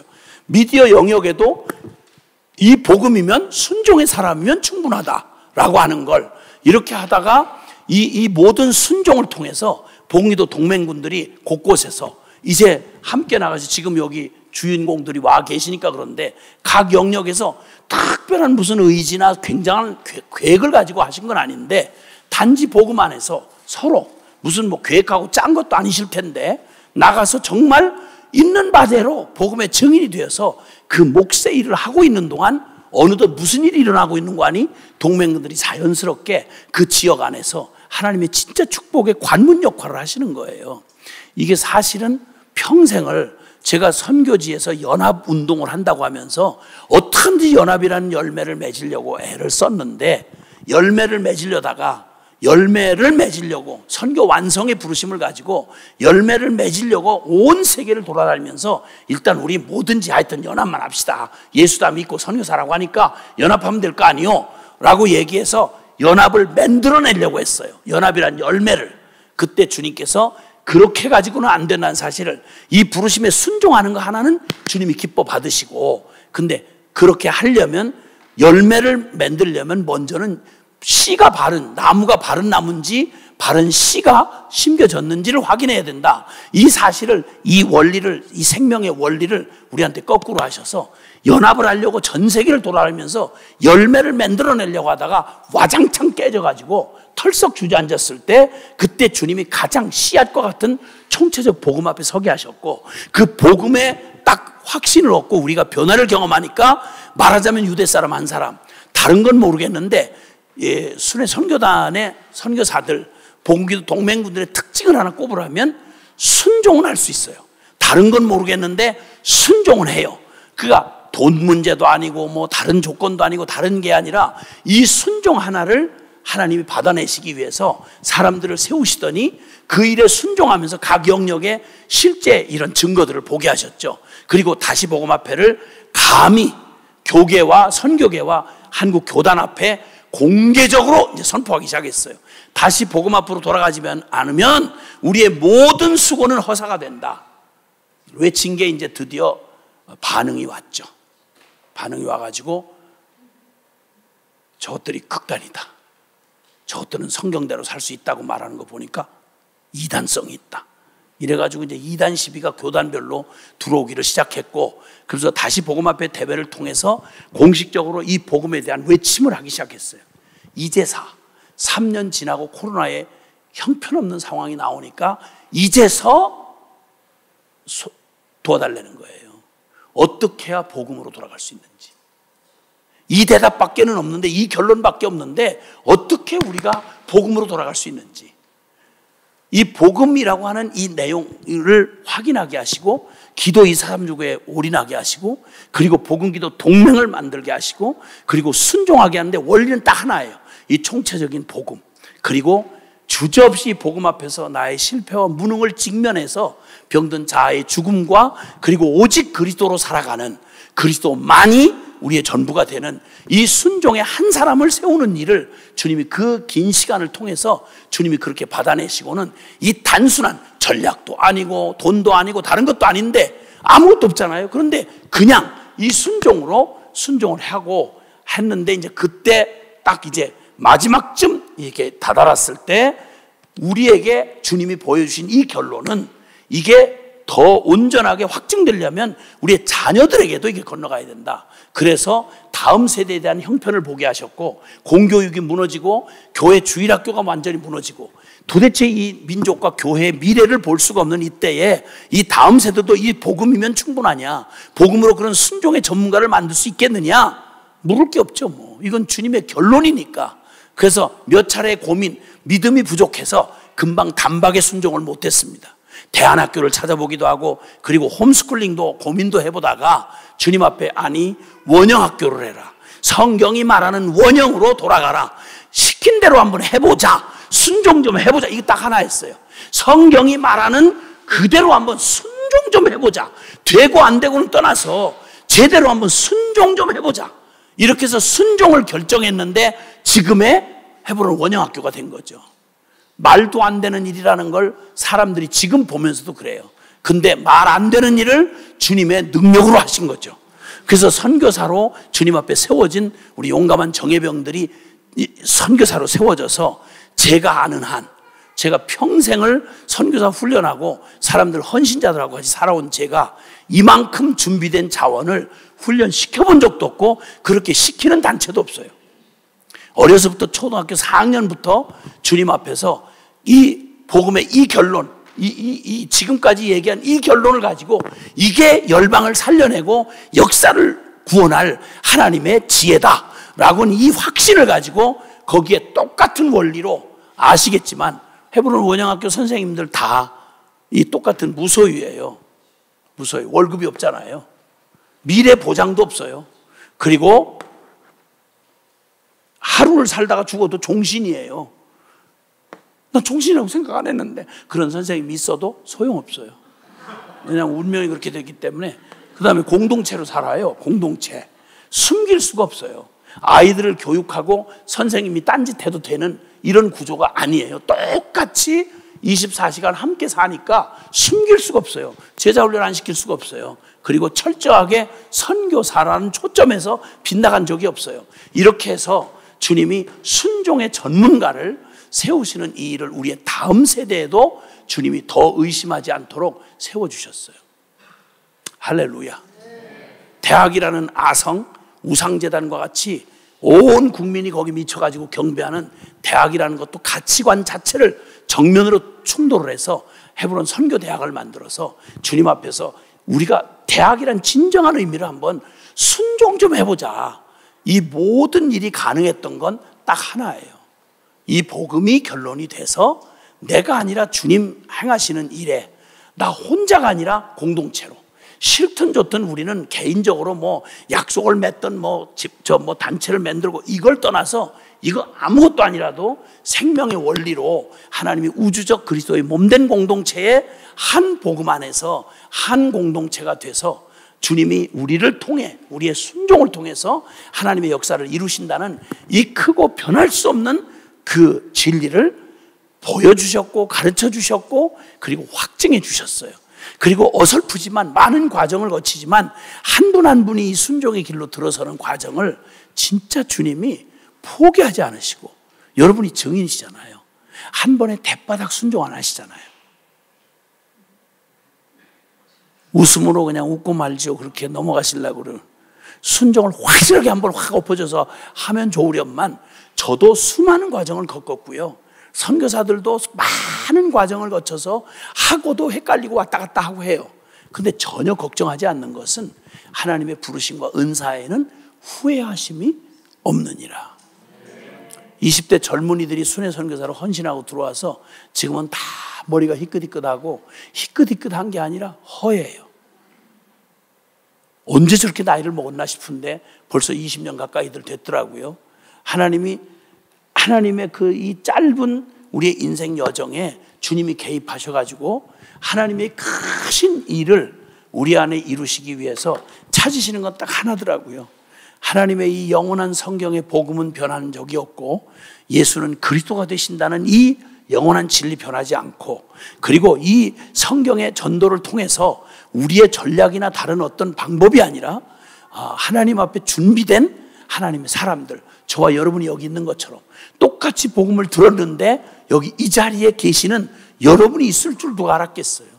다 복음 듣고 저마다 사는데 근데 주님이 그렇게 우리를 부르셔서 순종의 이 자리에 있게 하신 거 정말 기적 중에 기적입니다.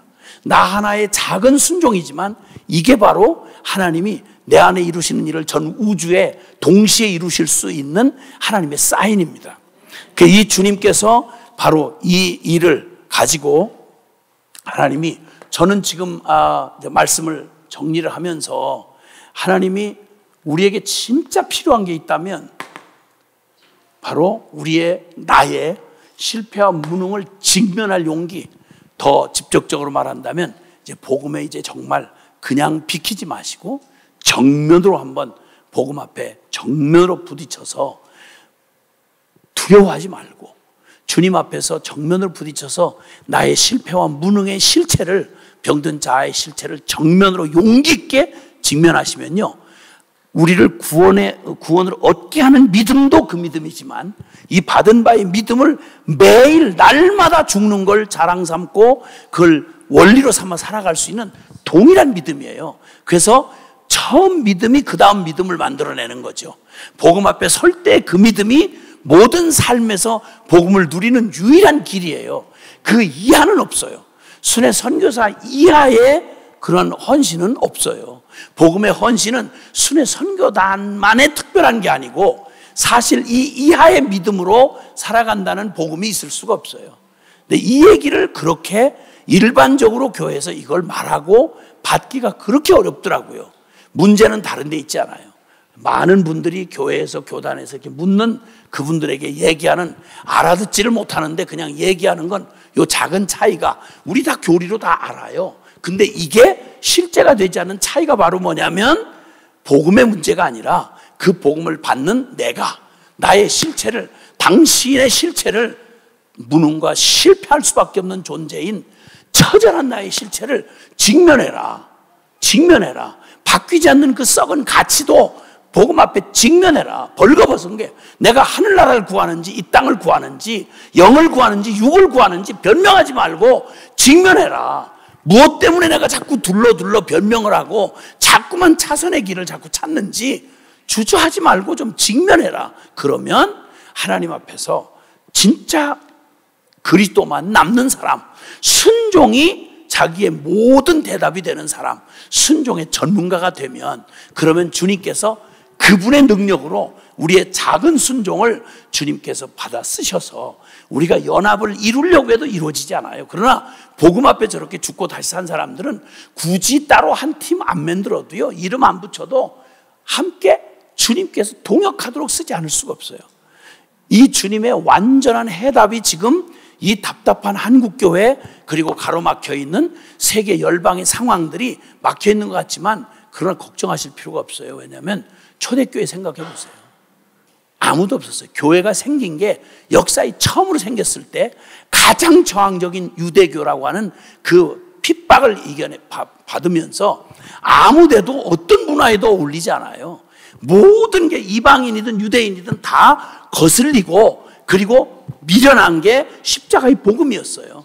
근데 이 복음 가지고 이게 전부가 된 사람들이 딴 얘기하지 않고 오직 이게 전부가 된 사람들이 복음과 운명을 같이 했던 거죠. 핍박하면 핍박하는 대로, 난민이 되면 난민이 되고, 어디서든지 주님 앞에 허락되는 안에서 그리스도로만 설명이 되는 사람들로 이젠 더 이상 이제 낮춘 바에 교인은 없어요. 오직 이 그리스도의 사람, 순종의 전문가가 하나님의 전략이고 이게 선교다. 그래서 봉기도 동맹군이 이제 지금이야말로, 지금까지 주님께서 우리에게 이미 보여주셨고 우리를 세워 오셨던 그 진리의 결론을 가지고 여기 계시는 한 분 한 분 우리 모두가 한치도 물러서지 말고 이 진리 앞에, 우리의 주님 앞에 정직하게 서서 주님 앞에 이 복음의 순종의 전문가로 우리의 삶을 다시 한번 그냥 드리기만 하면 주님이 우리에게서 이기신 그 능력으로 이 세상을 이기시고 당신의 뜻을 이루어 내실 것입니다. 할렐루야. 함께 잠깐 기도하겠습니다.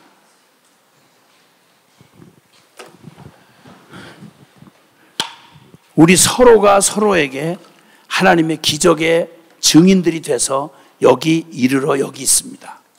지금 이 밤에 사실 우리가 구할 게 있다면 우리 대전제 잊지 마십시다. 주권은 오직 하나님께 있습니다. 그리고 우리에게 요구하는 건 오직 믿음과 순종뿐입니다. 예수 그리스도가 전부가 된 제자, 예수 그리스도가 머리가 되신 교회, 이 놀라운 이 역사의 결론이 우리에게 주어져 있고, 다만 하나 우리에게 주님께서 너의 실패와 무능을 직면할 용기를 지금 내, 그리고 너의 실패와 무능을 정확하게 십자가에서 직면하고 이제는 어떤 여지도 두지 말고 이제 나 죽고 이 끔찍한 병든 자아에 결코 나를 내어줄 어떤 가능성도 남기지 말고 이제 오직 그리스도가 나의 100%가 되어서 오직 순종의 전문가로 나를 이 자리에서 지금까지도 이루어 주셨고 인도해 주셨지만, 말씀을 들으면서 보셨을 거예요. 혹시 실패와 무능을 날마다 피하고 도망자로 혹시 살고 있진 않았는지, 아니면 그걸 머리에 이고 다니면서 실패와 무능을 경배하고 살진 않았는지, 병든 자아에 대한 우리의 태도를 이 밤에 결정하고 주님, 기왕에 우리를 불러주신 이 복음 앞에 이제 비로소 주님 나를 온전히 드립니다. 우리 두 손을 좀 주님을 향해 드십시다.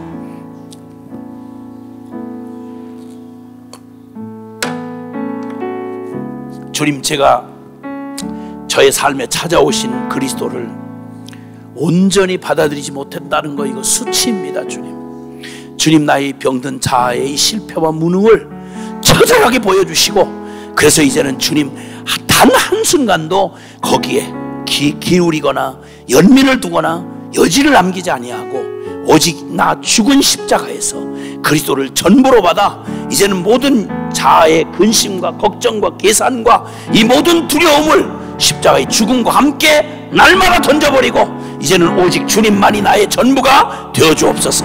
계산기 집어던지고 주님이면 충분하고 순종만이 나의 운명의 결정입니다 라고 고백할 때 우리 주님 앞에 믿음의 결단을 드리면서 함께 기도할 때 주여 간절히 부르고 동성으로 기도하겠습니다. 주여, 주여, 주여. 사랑하시는 아버지 하나님 감사합니다. 오 주님, 주님, 주님, 주님.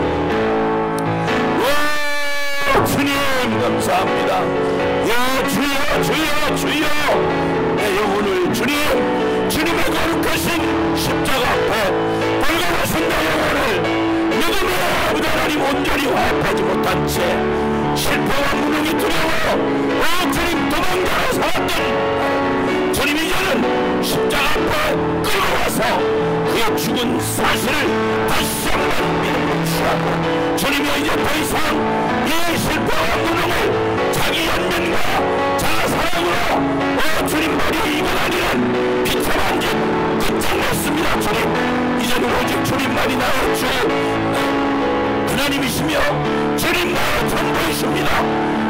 주님 앞에서 어떤 것도 나의 순종을 믿음의 순종을 가로막게 두지 않을 것입니다.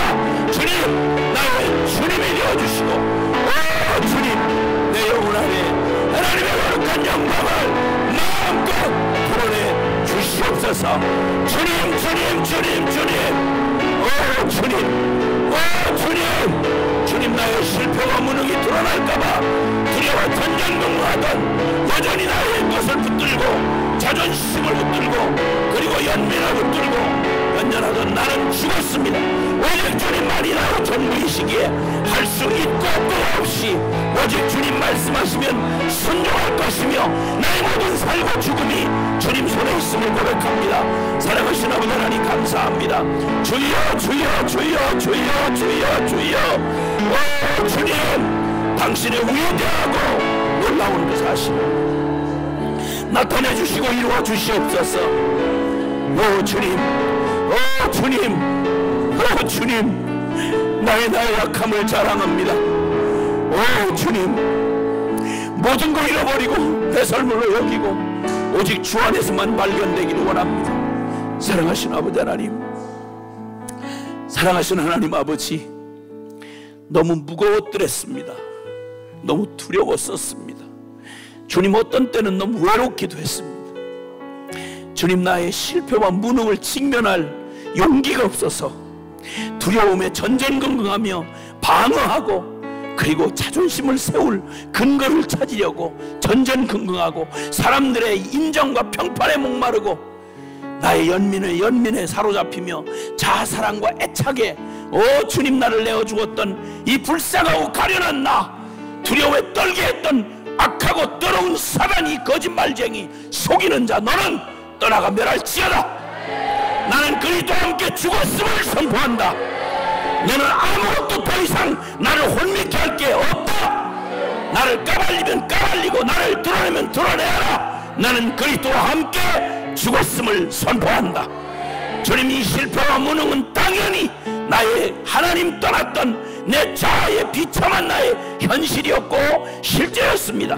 그것은 나의 흔적이 되어 오직 십자가의 흔적이 되어 예수와 함께 죽고 오직 그리스도가 전부가 되시는 놀라운 흔적이 됐음을 자랑하기에 나는 오직 십자가 예수와 함께 세상에 대해 죽은 십자가 그리고 내가 세상에 대해 죽은 십자가 이 십자가만 자랑하며 오직 그리스도 예수의 생명으로 순종만 있을 것입니다. 주님 나로 이 용기를 주시고 이 직면할 용기를 주시고 믿음에 순종할 용기를 주셔서 주님의 영광을 보게 하옵소서. 반드시 이루어질 주의 영광에 네가 믿음의 영광을 보리라 하신 대로 주의 영광을 보는 증인으로 서겠습니다. 주님 제가 여기 있사오니 주님 나를 받으시옵소서. 우리 구주 예수 그리스도의 이름으로 기도하옵나이다. 아멘 아멘 아멘.